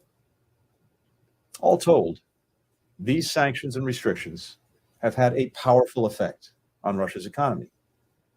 The value of the ruble has plummeted. The Russian stock market closed as fear of capital flight rose. Interest rates more than doubled. Russia's credit rating has been cut to junk status. The value of President Putin's war fund has vanished. And by choking Russia's access to technology, we're delivering a blow to its economy and military that will be felt not just now, but for years to come. President Putin may have assumed that the United States and our allies were bluffing when we warned of massive, unprecedented consequences. But, as President Biden likes to say, big nations can't bluff. The United States doesn't bluff, and President Putin has gravely miscalculated. We've been listening to the Secretary of State, Antony Blinken, give us an update on the tensions that continue to rise in Ukraine as Russia continues their invasion. Talking about new sanctions, talking about different measures that this government is taking, that our government is taking. We'll get the bullet points on that. I'm going to check the coverage on what he said there and sum it up for you when we come back in the 2 o'clock hour. We'll be joined by Ryan Wiggins. We'll get Hannah in here too. Join us on the Anti-Fry YouTube channel. You can stream us on the Odyssey app as well. If streaming live, the video thing, not your thing, the Odyssey app is super reliable. Find 97.1 FM Talk. We'll be right back. KFTK FM Florissant, driven by the Bomarito Automotive Group, 97.1 FM Talk. An Odyssey station. Good jobs. Global outrage over war. Lisa Brady, Fox News. The result of the vote is as follows. A standing ovation at the United Nations as the General Assembly voted overwhelmingly to demand Russia end its assault on Ukraine, though it's a non-binding resolution. Of 193 nations, 141 voted in favor of the resolution. 5 nations were against, of course, including Russia, North Korea, and Syria. 35 nations abstained. Among those were China. Fox's Eric Shawn at the UN. Russia's attack on multiple Ukrainian cities continues, though, and oil prices surge again, hitting $110 a barrel. President Biden visiting Wisconsin, about to speak on his domestic agenda. Staying prepared and avoiding shutdowns. That's the thrust of a new COVID strategy. Following Tuesday's State of the Union address, the White House's COVID-19 task force now sets some new goals and policies, including the further surveillance of coronavirus spread, says CDC Director Rochelle Walensky. So that we can readily detect variants of concern or interest. Each week, CDC analyzes genomic sequences from all 50 states and uses these sequences to understand and map the spread of variants across the country. U.S. health officials will gather data collected in ERs to further watch where viral transmission increases. Fox's Eben Brown, the plan aimed at driving down serious illness and death so a more normal life can move forward. Opening statements at the first trial over the Capitol riot. Guy Wesley Reffitt charged with bringing a gun onto Capitol grounds, interfering with police officers, and other counts. A federal prosecutor tells the jury Reffitt lit the match that started the fire, playing a leadership role in urging other rioters to charge a line of police officers. His defense attorney says there has been a rush to judgment by the prosecution. America is listening to Fox News.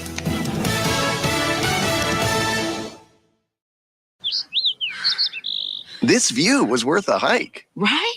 And it's a good way to stay on top of my health. Yes, I'm Cologuard, a prescription colon cancer screening option for people 45 plus at average risk. Have you screened for colon cancer? Not yet. Don't wait. It's more treatable when caught in early stages. Tell me more. Cologuard is non-invasive and it's used at home. It detects altered DNA in your stool to find 92% of colon cancers. 92%? Yep, even those in early stages. This was seen in a clinical study with patients 50 and older. Any positive result should be followed by a diagnostic colonoscopy. False positive and negative results may occur. Cologuard is not a replacement for colonoscopy in high-risk patients. Do not use if you have had adenomas, have inflammatory bowel disease and certain hereditary syndromes, or a personal or family history of colon cancer. Most insured patients pay $0. Ask your provider or an online prescriber if Cologuard is right for you, or visit Cologuard.com. I'm in.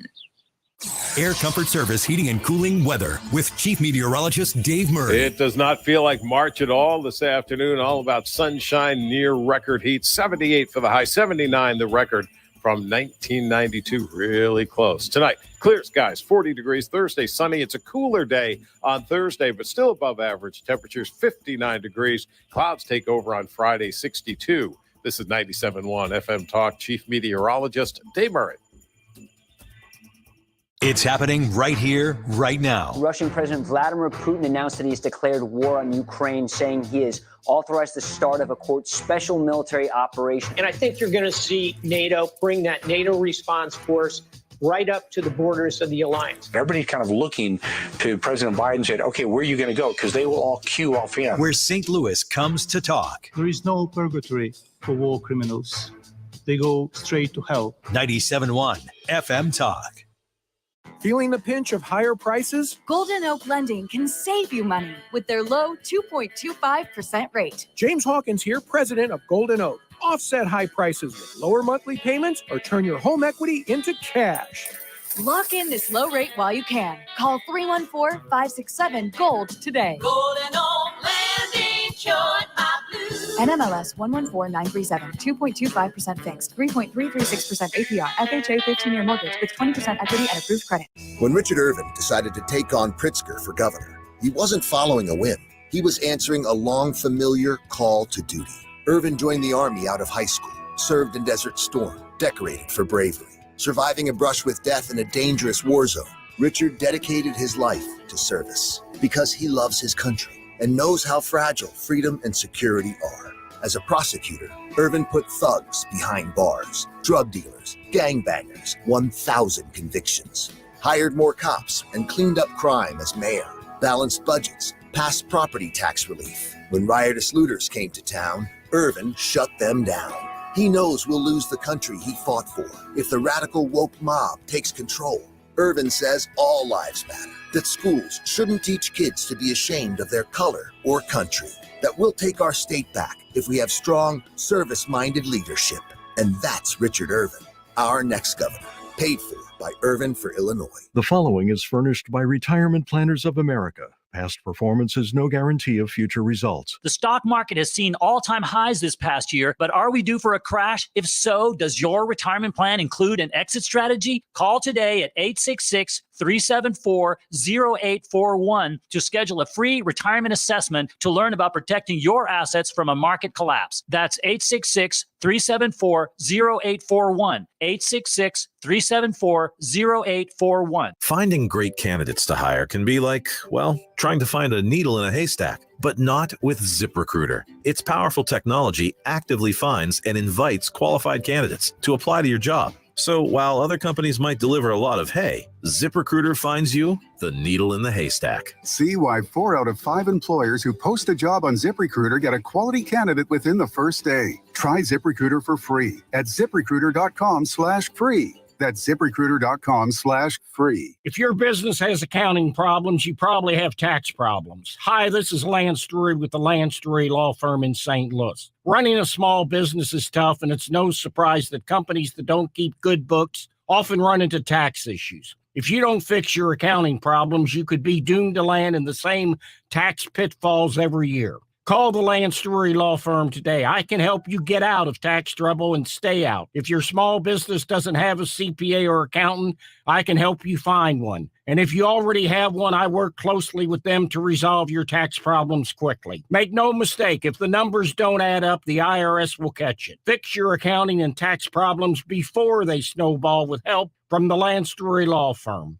Remember, if you have IRS issues, you have legal issues. Call attorney Lance Drury, 314-260-6120, or go to Lance, DRURYlaw.com. The choice of a lawyer is an important decision and should not be based solely upon advertisements. This is a great time of the year to upgrade the energy efficiency in your home with my friends at Window World. Mark Cox here to tell you more about my experience with Window World. They replaced a couple of windows at my house. They were just panes of glass. We wanted to be able to get some airflow into the master bathroom. They came out, they gave us a free estimate, and then had the windows at seams installed in no time. Very professional. Lifetime warranty I get, and you get an extra double strength glass on their replacement windows that's not common. So you're getting a great price, simply the best for less.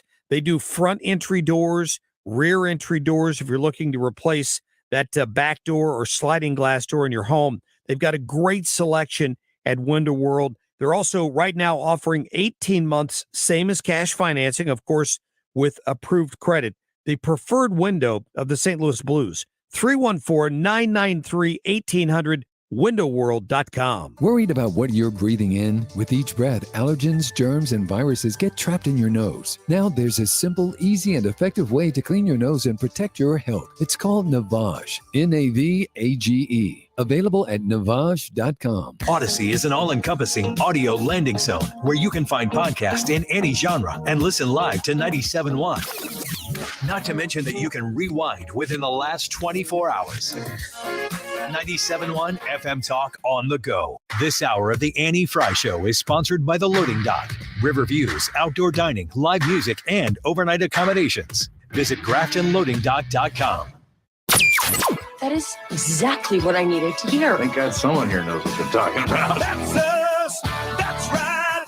Gotta love this American ride. Right, you need to take the time and get the full picture. Come on, turn the radio on. It's Saturday and I won't be long. Don't get me wrong. I love the ladies. I mean, they rev my engine, but they don't belong in the newsroom. It is Anchor Man, not Anchor Lady. What do you want from me? I'm not America's sweetheart. Goodness sake, kid. Keep your voice down. Your father's listening to the radio. I'm not America's sweetheart. This is the Annie Frey Show. And if this international crisis gets worse, if the United States gets more deeply involved and the West gets more deeply involved without the accompanying component of getting us back to energy independence so we are less linked to what is going on in Russia and Eastern Europe, all of these things then are going to create a perfect storm for the American consumer. And that means downward economic trends, which are already underway, and a likely recession. So we've been following Antony Blinken, Secretary of State, who was just speaking. The Pentagon Press Secretary, John Kirby, is speaking right now. Brad, if you can get that queued up and we can dip in to see what he's saying there regarding the developments taking place in Russia. A few updates here from the Fox News website. They have kind of like a blog that goes, it just continues to update over and over and over again.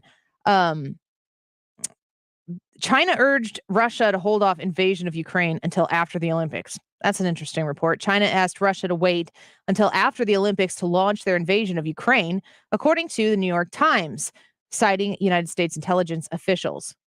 Russian President Putin met with Chinese President Xi Jinping on February 4th, just before the opening ceremony of the Olympics, with the two countries releasing a statement indicating Chinese support of Russia and denouncing the expansion of NATO. The closing ceremony of the Olympics were held on February 20th, with Putin launching Russia's invasion of Ukraine the day after. The intelligence has been disputed by the Chinese embassy spokesperson, who called the report, quote, speculation without any basis, end quote, and argued it was an attempt to, quote, blame shift and smear China, end quote. So, like sources say, we took down a whole president, with sources say. So, according to U.S. intelligence officials, that is the case, that China said, okay, just wait until after the Olympics, though, please. Very kind of them. And the most recent update here, Russian missile lands near Kyiv Central train station, where many are trying to flee the city. A Russian missile landed near Wednesday evening. Photos show huge crowds in the area earlier in the day as refugees, many of them women and children, attempted to escape the violence as Russian troops mass outside the city. The strike came after sundown. There were no immediate reports of injuries. However, the sources said trains were still running at the time of the attack. Videos shared to social media show damaged windows at the train station. On the side facing a parking lot, a handful of people appeared okay inside. Sources said it fell about 300 to 400 meters from the train station itself. Ukrainian defense forces have been setting up makeshift fortifications and barricades as military checkpoints search incoming cars for Russian saboteurs. The attack came as Russian strikes on civilian infrastructure have intensified around the country, especially in the besieged city of Kharkiv, Ukraine's second largest city, which is near the border with Russia. On Tuesday, another Russian missile took down a civilian TV tower in Kyiv, killing at least 5 people. A source told Fox News Digital, just lucky that nobody was killed. When you attack with missiles, you aim to kill. That is the latest from Fox News. And John Kirby was speaking a bit earlier with the Pentagon, and we are going to connect with that. Do you have that yet, Brad? Still working on it? Still working on it. Okay. Well, we'll just keep working on that and see if there's anything important that said. I'll check and make sure that there aren't any specific updates that made news headlines. Maybe we won't take it. When you pair what took place last night with the State of the Union, and you know how important the Keystone XL pipelines shutting down as a decision made by President Biden on his first day in office. It was essentially the first thing that he did as the president of the United States, and how much that actually plays into the situation that we're in right now. It's turned your stomach. The president, among other things last night, talked about Russia. He talked about Ukraine. He talked about Zelensky. He also talked about different people, maybe by accident. Putin may circle Kyiv with tanks, but he'll never gain the hearts and souls of the Iranian people. He'll never extinguish their love of freedom. I just thought he said Uranian instead of Ukrainian. Everybody's reporting it as Iranian. I don't think that he was thinking Iranian. I think he misspoke. I don't think he, in this instance, was like, oh, we're talking about Ukraine. I thought we were talking about Iran. I never heard it that way. No, I didn't either. I thought when he said it, he just missaid Ukrainian as Uranian. But that whole speech last night, in the moment, you're judging the performance. You walk away from it, because we all watched it live last night. You walk away from it and you go, he really just lied about a lot of stuff. I mean, there's a lot of things in there. The border, inflation. He had no solutions for a lot of things, and opened with Ukraine, I guess, because that seems to be the thing that's uniting us right now, that we're opposed to Russia invading a sovereign nation. So I guess that's good. But aside from some of the things that do unite us, the issues that he's facing and that America's facing, he didn't provide any solutions to last night. Well, yeah, I'm specifically talking about Russia and Ukraine right now. Yeah. And I think that it is something that needs to be. It's something that we need to know as Americans, that the people who are in charge of this situation are going to keep us safe. That when you have the State of the Union, the state of our union right now does have something to do with what's going on in Ukraine right now, and what kind of activity is emboldening Vladimir Putin to continue to push in the way that he has been pushing right now. I mean, a lot of reports are suggesting that Vladimir Putin's very angered by the way that this is going. We talked to Jim Carafano about this yesterday, and he was quick to say, don't, Monday morning psychoanalyze Vladimir Putin. It's not really a fruitful thing. Let's go with what we know. And I do agree with that. And we've even said on this show, I specifically pointed out that I feel like a lot of the, we've never seen Vladimir Putin be this unstable before. I mean, we've never really seen him be really stable before. And I almost feel like that, along with the person who was saying that like his cheeks, his face were really puffy, like people are just trying to get under his skin. Like the more reports that are out there right now that suggest that he's unstable, that he's unhealthy, that he's unhinged. The idea being that it would get back to Vladimir Putin and upset him because he's the bad guy. And that's who we would want to, that's how we would want to influence him. It says Pentagon to postpone intercontinental ballistic missile test amid rising tensions with Russia. So Pentagon Press Secretary John Kirby just said in a briefing here that the United States would postpone this missile test, a ballistic missile test, amid the increased tensions with Russia. The announcement comes after Russia heightened its nuclear readiness in recent days, a move that Kirby argued cannot result in a winner. It's a weird sentence. Just put this into context. The United States is reading the room and going, a ballistic missile test right now, probably not the best thing to do. The worst thing you want to do is go about your everyday business and give Putin or some other psychopath a reason to misread because they're looking for something to misread and go, nuclear war, boom, let's go. The United States has the foresight to say, we're going to hold back on this right now. What does North Korea do? They test more missiles. I feel like the attention right now is heavily placed on Vladimir Putin. I feel like it's heavily placed on what Russia is doing. Obviously, that's important. They're the current country invading another sovereign country. But what China is doing, how many times did President Biden last night talk about China? He didn't. It didn't come up. How is it possible that China did not come up in the State of the Union last night when we are watching what China has done on the global scale and what China has done to embolden Vladimir Putin? And then, in the same region, North Korea there is firing off missiles like they got a new toy and they can't wait to play with it. This has the makings of something that could get out of hand very, very quickly. I have confidence that the United States can handle it, but it's going to be messy if that's the case. Yeah, China is, according to Fox News, also, they're not going to sanction Russia, which we all expected. But this is why these are such complicated issues that you can't just say, well, let's just across the board sanction Russia. And the world is generally doing that right now. But the minute you cut off their banks, again, not saying we shouldn't do that, but the minute you cut them off, Russia looks to China. And so you're strengthening that relationships monetarily, especially with China. And China uses money to gain leverage across the world. They're going to do that here. It's just a matter of, what does this look like long term? We're 1 week into a war with Ukraine and Russia. What happens next? It's $2.20 right now. You can donate your car to Goodwill and get 2022 Cardinal tickets at mersgoodwill.org. Use promo code Cardinals. Let's take a quick break. And when we come back, Hannah's going to come in here. The four of us hung out last night, had pizza at Joe's Pizza. And I saw some people say that today they were going to eat Joe's Pizza. Go eat Joe's Pizza. You will be very glad you did. And the east side, they're all over the place. I don't know. Are they on the west side? I don't think so. We listed off a whole bunch of different places, like all over. Every town in the Metro East. And it is good. If you're looking for Chicago-style pizza, it's super good. We got the buffalo chicken pizza last night. It was really good. Fried mushrooms, a gigantic salad, which is probably great, but we never got to it. Yeah. Because it showed up.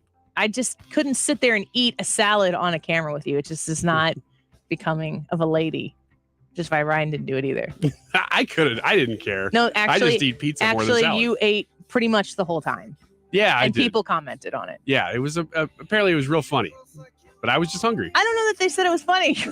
Well, everybody was making some big joke out of it. Yeah, they were calling it out. It was good though. Good food, right? Oh yeah, fantastic. Let's take a quick break. Get the reaction of the room here in just a minute on last night's State of the Union and yours. Comment it on the Annie Frey Show Facebook page, the Annie Frey YouTube channel. We'll be right back.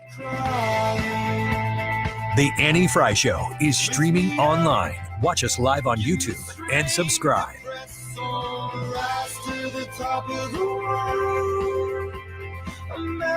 Shows that make a difference. Mark Cox, Brian Kilmeade, Annie Frey, Mark Reardon and Dana Lesh, Heidi Harris, Wiggins America. Where St. Louis comes to talk. 97.1 FM Talk. Michael's flooring outlet, the floor guy. I got floor.com. He's just the go-to. And if you go to one of the 3 locations that he has and you get to meet Michael, if he's there when you're there, you're just going to love his character. He is a fun guy. He's passionate about flooring. He's really passionate about the music scene. You can talk to him about any of that stuff. And you can appreciate that a guy like that is your neighbor here in St. Louis. He's built this store from the ground up in St. Louis, 3 stores now, and he sells flooring. That's what he does. So if you want to purchase a flooring upgrade for your home, for your office, for your church, for your, the place you volunteer or whatever, if you're looking for this, you need to go talk to the experts that just do flooring. They can help you navigate your budget. They can help you navigate quality. They can help you navigate certain circumstances, like maybe you got pets in the house or you need a hypoallergenic situation. They got the Mohawk Smart Strand line that is wonderful for that if you're looking for carpet, and a ton of other options. They are the experts. If you're looking for flooring, please go visit my friends at Michael's Flooring Outlet. Tell them the Annie Frey Show sent you as well. I got floored.com. 30 years ago in the Brooklyn neighborhood of Crown Heights, a car accident set off 4 days of unrest. 2 people died, hundreds were arrested. I'm Collier Meyerson, and my new show, Love Thy Neighbor, explores what came to be known as the Crown Heights riot. It's a story about New York's first Black mayor, the rise of Rudy Giuliani, and the Lubavitch Jewish and Caribbean communities sitting at the center of it all. You can listen to new episodes of Love Thy Neighbor every week wherever you listen, or you can binge the entire series exclusively on Odyssey.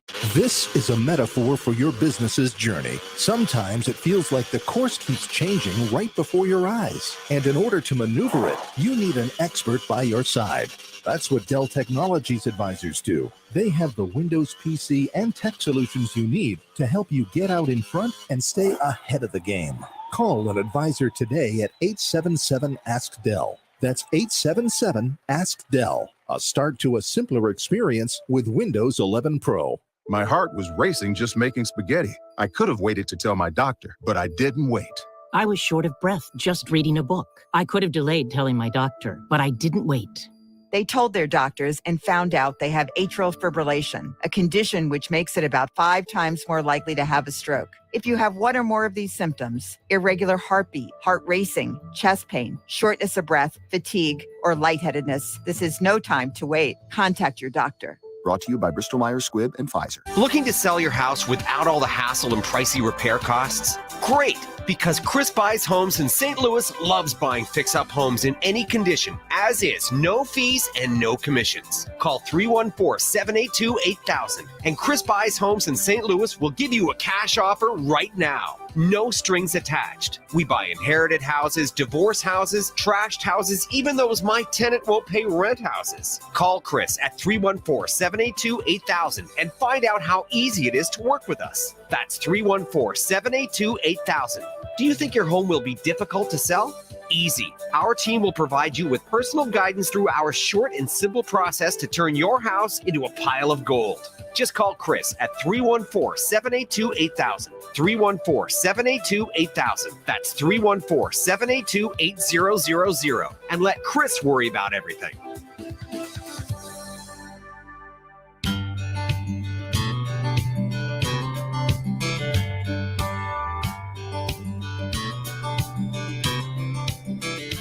Met a man wearing a t-shirt said Virginia is for lovers. Had a Bible in his left hand and a bottle in the other. This is the Annie Frey Show.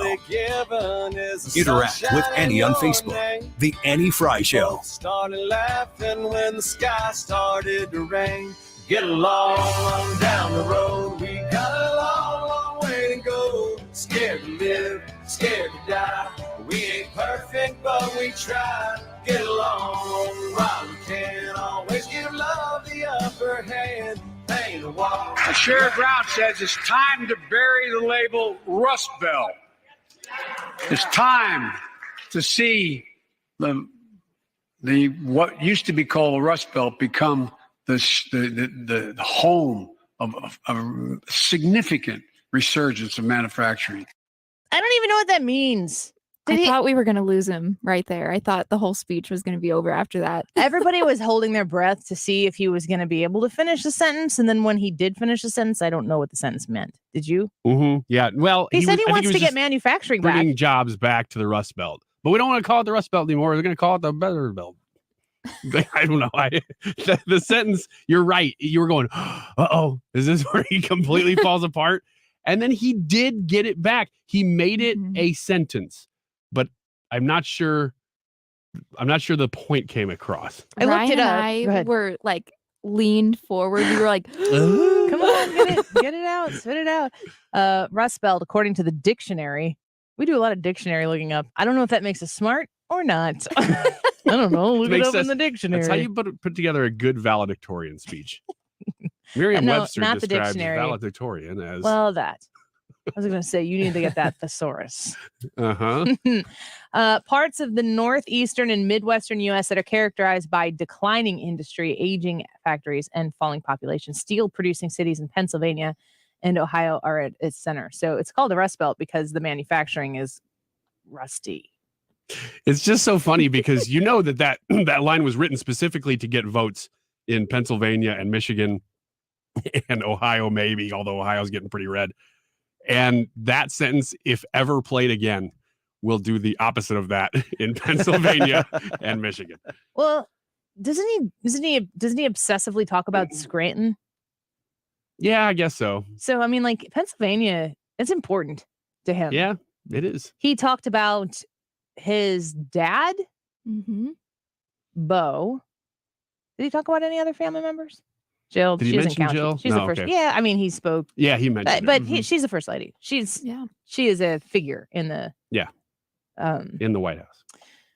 So, Hannah, it was your first State of the Union. You'd never watched one before. No, I haven't. Or I didn't. Like I said last night on the live stream, I was impressed that Biden made it through, or that he made it through it, and he lasted longer than I thought he would. It was over in an hour. It's kind of sad that I'm like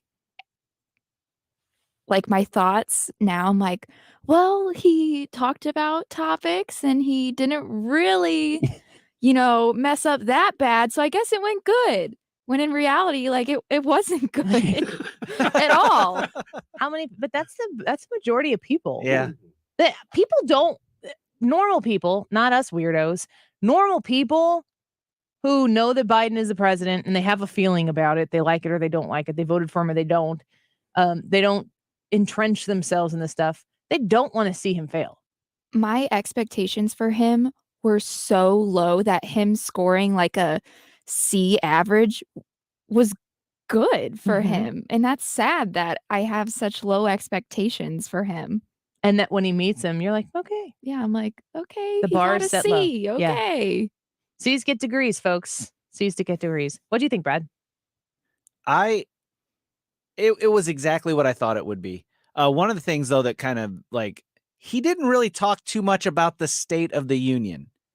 It was more like, this is what we're gonna do. Because the State of the Union is what you brag about. Is bad. Like he couldn't come up with anything to Well, brag he doesn't about. have anything to brag about. Right. What has he done? Is it? That's it. Well, they passed it. They didn't have anything to show for They it. haven't done anything. Yeah. Yeah. And then, like, I mean, he tried to kind of take a victory lap or a strong stance with Ukraine and how, he brought the world together, which, I mean, I don't think that anybody is like really feeling like, not that he did it necessarily wrong per se, but not that he's been some sort of Winston Churchill in this moment. People, I mean, man, that stage is fully occupied by Zelensky. Yes. There's no room on that stage. And like, too, when you look at the situation in Ukraine, it is exactly the way it is because of the actions of Putin, not because of the actions of Joe Biden. European nations came together, not because Joe Biden said, hey, everybody, let's get together. Right. It's because they looked at Vladimir Putin rolling tanks into Ukraine and said, oh, crap, he could do that here. There's part of me, and I've said this before, and if I'm saying stupid stuff, just take me to the woodshed over it. There's part of me that wishes that Europe would be more aggressive and lead. And America is always so big and bold in the way that we do things that it can make them complacent. And I mean, this is going to come to the shores of the borders of the European countries before it comes to ours. There's going to be, there are different things at stake.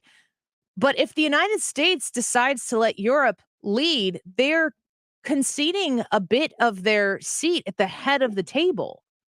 And when I'm looking at the world landscape right now, and I know that China had asked on February 2nd, Russia, okay, if you're going to invade Ukraine, will you please just wait until the Olympics over? That'd be really great for us. And Vladimir Putin's like, absolutely, I'll do that. And so the day after the Olympics are over, this commences, and China isn't monetarily punishing Russia. North Korea is firing off weapons. We're trying to do a worse deal with Iran than the one that the first or the Obama administration worked out. It's not just about Russia. And we do have a big stake in this. And if things do go to pot, the United States is going to have a big role in restoring the order. And I would not want to show up in the bottom of the 7th or 8th inning and go, all right, guys, here's what we're going to do now. And then have them not look at you and be like, where you been? I too would like to see NATO act stronger, or the UN act stronger on issues. But there was a young man named Donald Trump who understood that Everything is based on Joe Biden. We measure last night, someone's like, I read Ryan's book and compared to Biden's speach. Yeah, it was pretty good. A whole lot better. So if you're interested in a good read, go buy The Life of Human. Donald Trump understood that the reason that we have so much power in the whole world, even with Biden in charge, they still look to him. They still look to the United States for the cue. Even if we're not leading, they're looking for the cues to say, well, what exactly should we do? And in this case, NATO has seen that Biden is kind of saying, well, we should be tough. Not a lot of specifics, but he said some things about banks and about the dollar and yen and different monetary devices.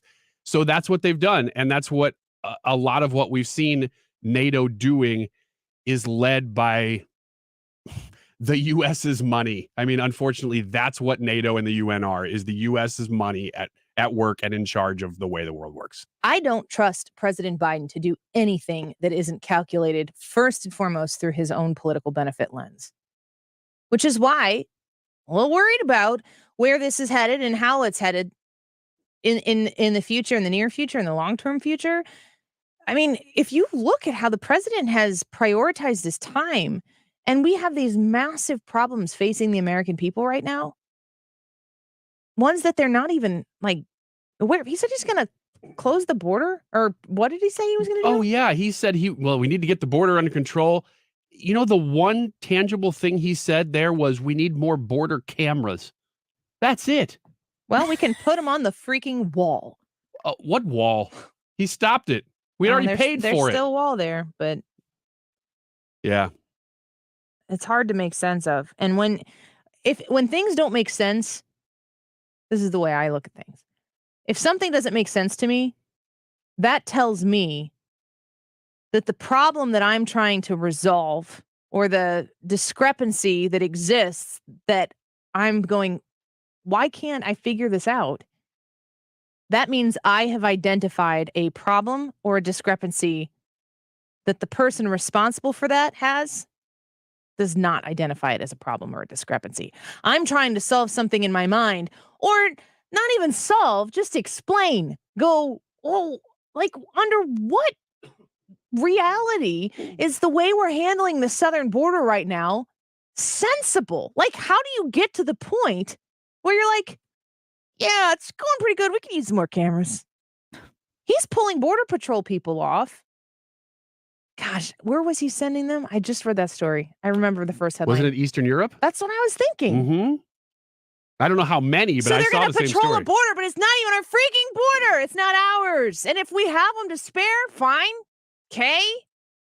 Let's help. But we're not doing the job at home. And the situation going on the world stage is door wide open. It's like one of those like bungalows. I've never been anywhere tropical. Like I've never been to Jamaica or anything like that. I don't know that I would like to. We were looking at doing this all-inclusive thing. I think it was in 2017, in the spring of 2017.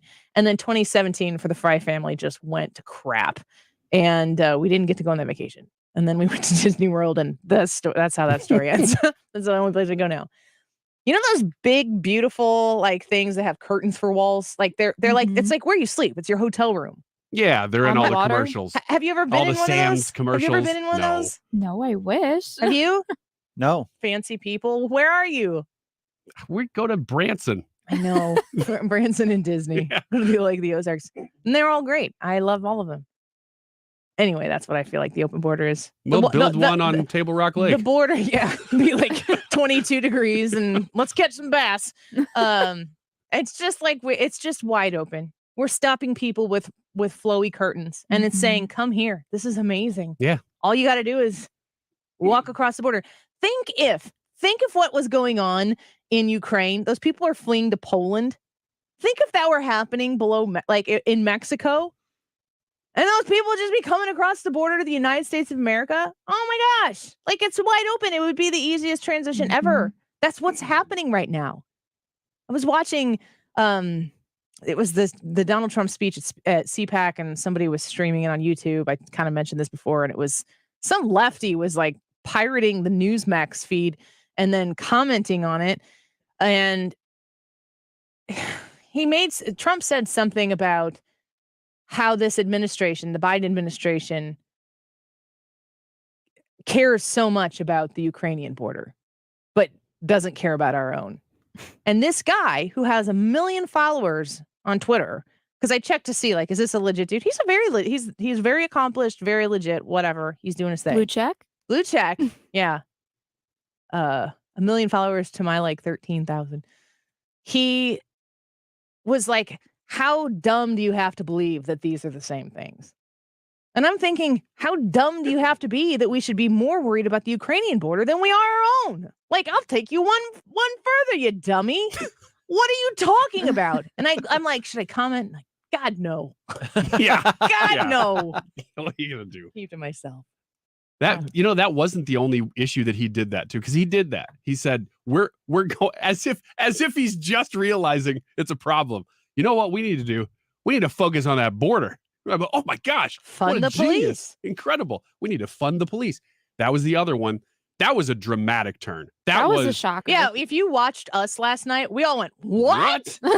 Yeah, baby. That's the first time I've ever agreed with them on something. That was one where it's almost like they wrote it to where you would have the soundbite so that you would play it back so that you'd know Democrats are taking a hard pivot on that issue. That was what they were trying to get across. Kind of like, go get him. Go get him. What? All right. I really do want to ask Brian Kilmeade if he's been influencing that. Have you heard him say that at the end of the interview? I heard you say that, and I never realized it until you said that. Yeah. Brian, it's so great to have you here. We love you here on 97.1. Thank you so much. We look forward to talking again. All right. Thanks. Glad to be here. Go get him. Thanks, Annie. Go get him. Yeah. He does do that. Who are we getting? I have the same question for the president. I don't know. It's inspiring, though. When he hangs up, don't you feel like, darn right, Brian, thank you. Mm-hmm. Although at the end of the State of the Union, you as an American citizen go, okay, well, go get him versus go get him. No, it was an E and an M when Kilmeade says it. It's a him. And it was specific. And did you hear my explanation in the first hour of what I think it was supposed to be? I did, and I thought it was really good. Do you agree? I believe that at the bottom of the speech, like you have people, Biden has people, he's the president, and he probably has a few extra people, were sitting somewhere nearby, and they were reading the speech so that they could follow along. And at the end, it told his people to go get him, get the president of the United States. And he read it. And then he thought, I wonder who we're going to get here. Oh, you're saying that it was his staffers. It's supposed to go get him. They were supposed to go get him. Yeah, it's time. Because I thought what you're saying was at the bottom, it was a message from his staffers to him, go get him.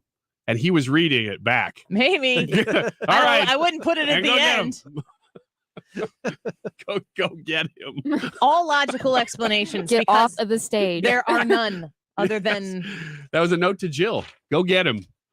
I'm going to say this one last thing in defense of the president of the United States. On few occasions on the air, I have said things like trying to wrap up. And at the end, I'm like, what was that? Oh, I hear you. Yeah, it's like it comes out and it's happening. It is an out of body experience. And you're like in slow motion going, no.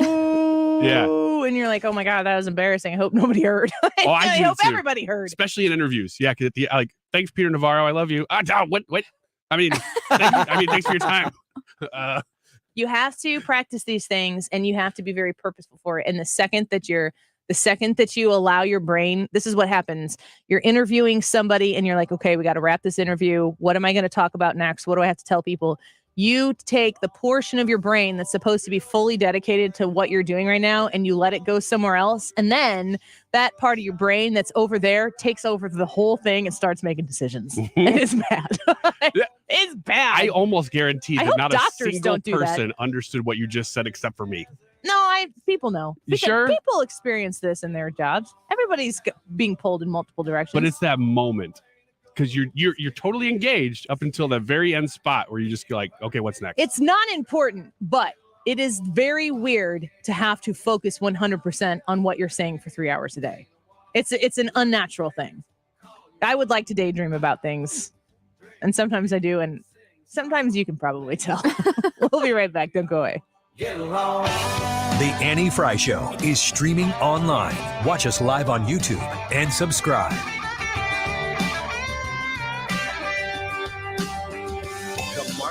Show. Let's start with former Senator Jim Talent.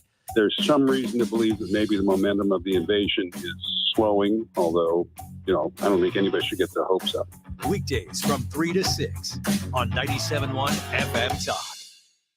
If you haven't sat down to a good steak in a while, I recommend Andrea's Restaurant in Fairview Heights, O'Fallon, Illinois. And if that's because you're not very good at cooking steaks, I recommend Andrea's Steak Sauce, which is available at Deerberg, Schnucks, Walmart's, most Walmarts, and Straub's now, and at Andreas.com. It's the great equalizer. So if you're not very good at cooking steaks, if you're not very good at grilling even simple things like hamburgers, you can use Andrea's sauce and nobody will know the difference, including you. You can trick yourself into enjoying your own meals more. And it is grilling season because it is up to 75 degrees today. Can you believe that? March came in with a bang, and I love it.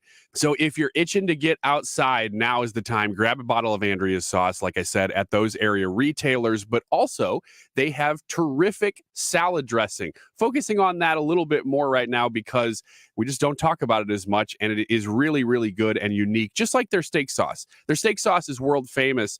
If you've never tried that, start there. Get the dressing to Andreas.com. Everyone deserves the retirement they have always wanted.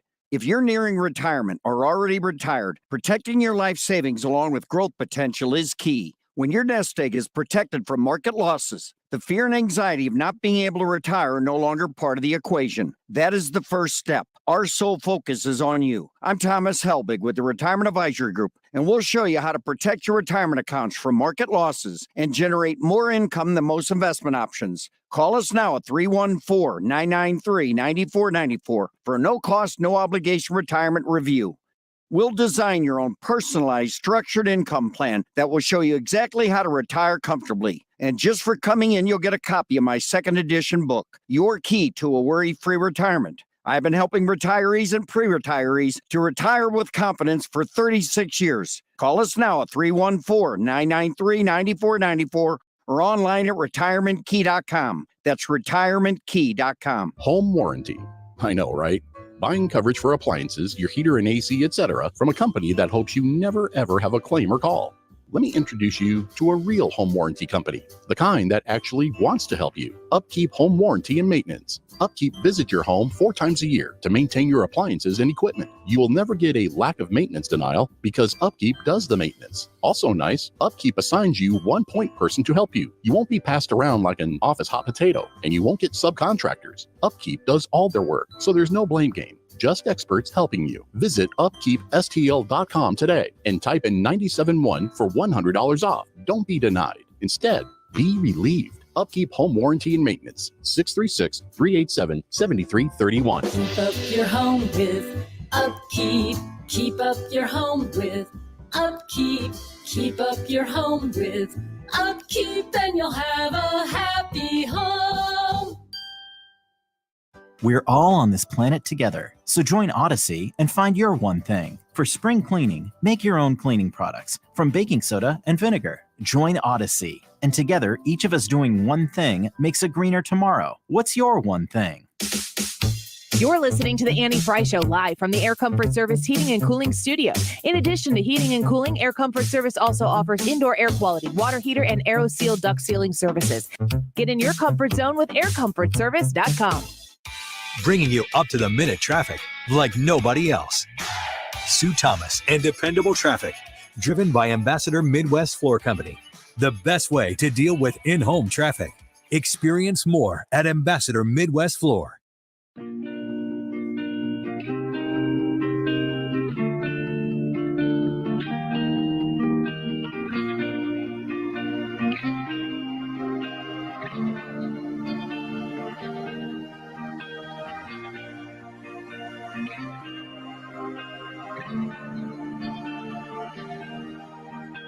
This is the Annie Frey Show. Follow Annie on Twitter at Annie Frey Show.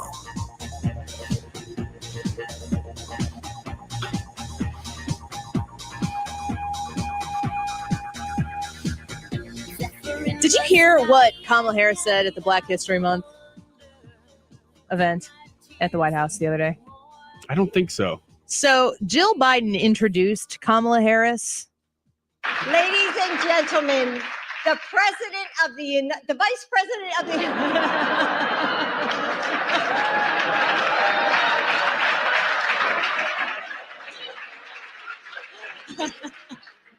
I just said that to make you laugh. All right. It's hilarious. It doesn't make me laugh. It's kind of frightening. Makes me scared. So then Kamala Harris spoke and, well. Because as we all know, elections matter. And when folks vote, they order what they want. And in this case, they got what they asked for. I went off script a little bit. She's not wrong. I thought that I did see that clip. I didn't know what it was, but yeah. She's not. It's fairly accurate. She's not delivering the message she thinks she's delivering. What is with the... Okay, I gotta say this. I don't like doing this, but I can't not say it.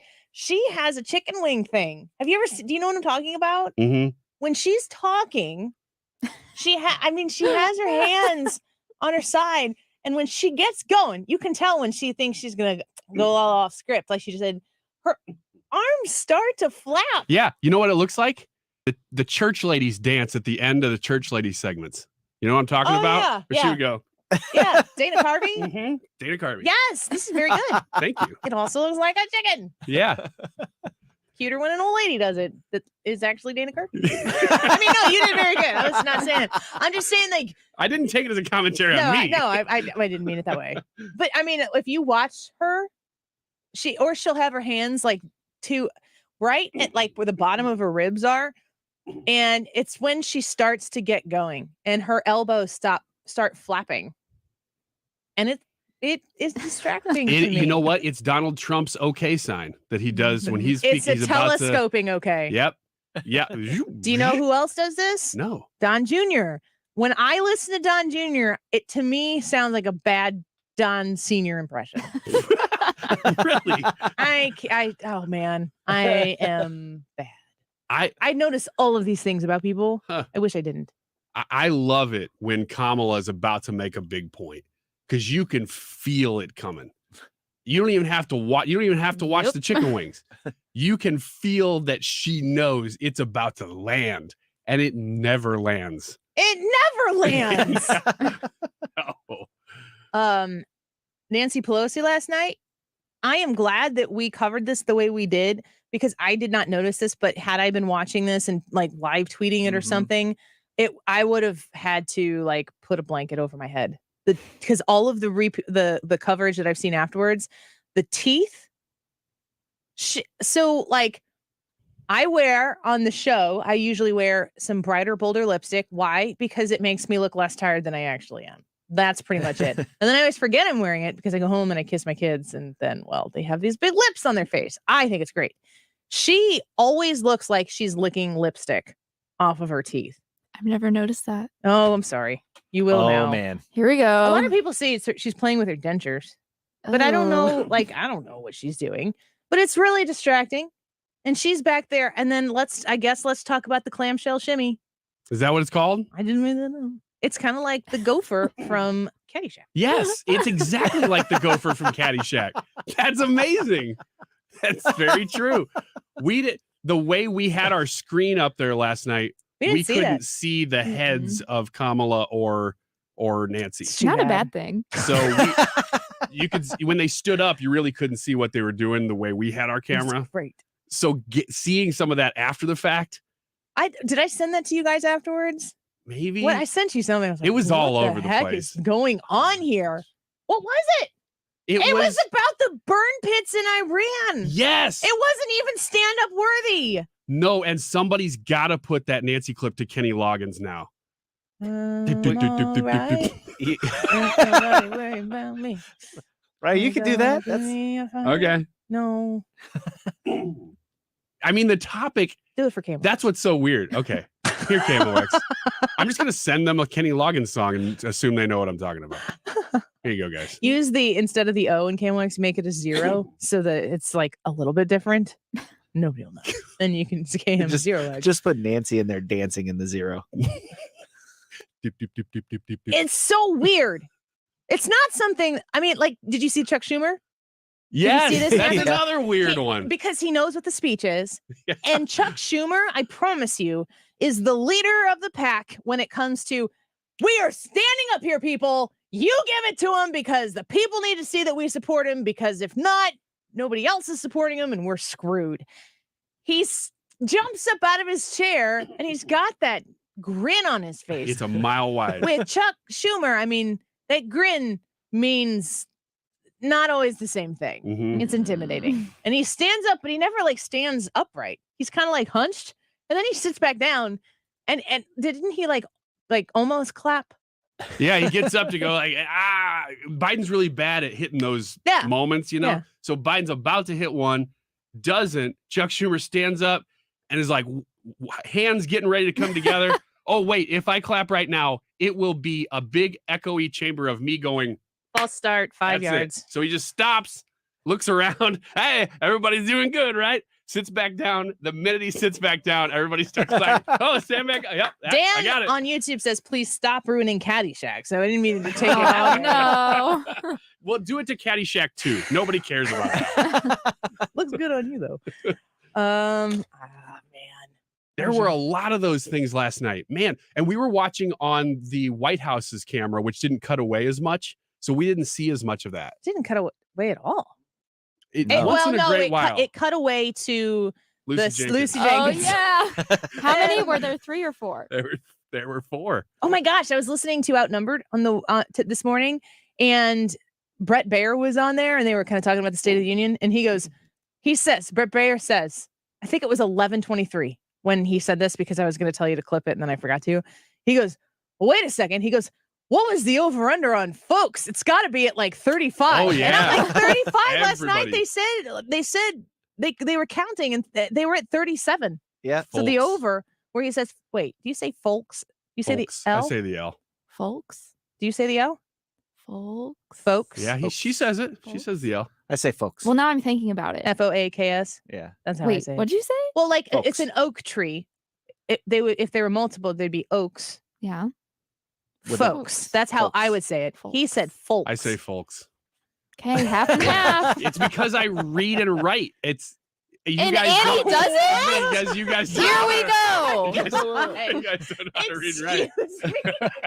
That's what What I did you say yesterday? I am a Exactly. Yeah. professional That's what I was trying to say. communicator, degreed. It's because I read and write. What did you say yesterday about the sun? The sun is important or something? I don't know. It's a real It thing. wasn't even The that. sun is It was important. stupider. He said the sun is a thing. That's a real thing. Woo. Well, I said that though because I read and write so much, and I know you guys aren't You did prone not. to that. You did not say so much. And I read all day, just not fiction novels. We got to explain Lucy Jenkins. We just said that. We left it hanging out yeah. there. No, we Lucy don't. Jenkins is at a speech when a political figure tosses to a personal story about somebody. Like, oh, Lucy Jenkins JoJo. over here and JoJo up there.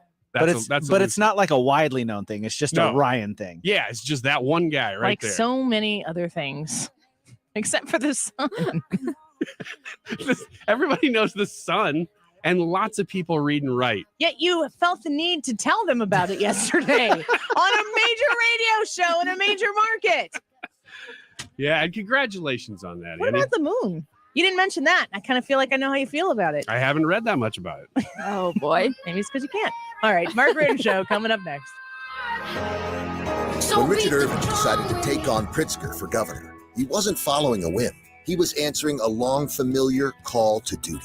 Irvin joined the Army out of high school, served in Desert Storm, decorated for bravery. Surviving a brush with death in a dangerous war zone, Richard dedicated his life to service because he loves his country and knows how fragile freedom and security are. As a prosecutor, Irvin put thugs behind bars, drug dealers, gangbangers, 1,000 convictions, hired more cops, and cleaned up crime as mayor, balanced budgets, passed property tax relief. When riotous looters came to town, Irvin shut them down. He knows we'll lose the country he fought for if the radical woke mob takes control. Irvin says all lives matter, that schools shouldn't teach kids to be ashamed of their color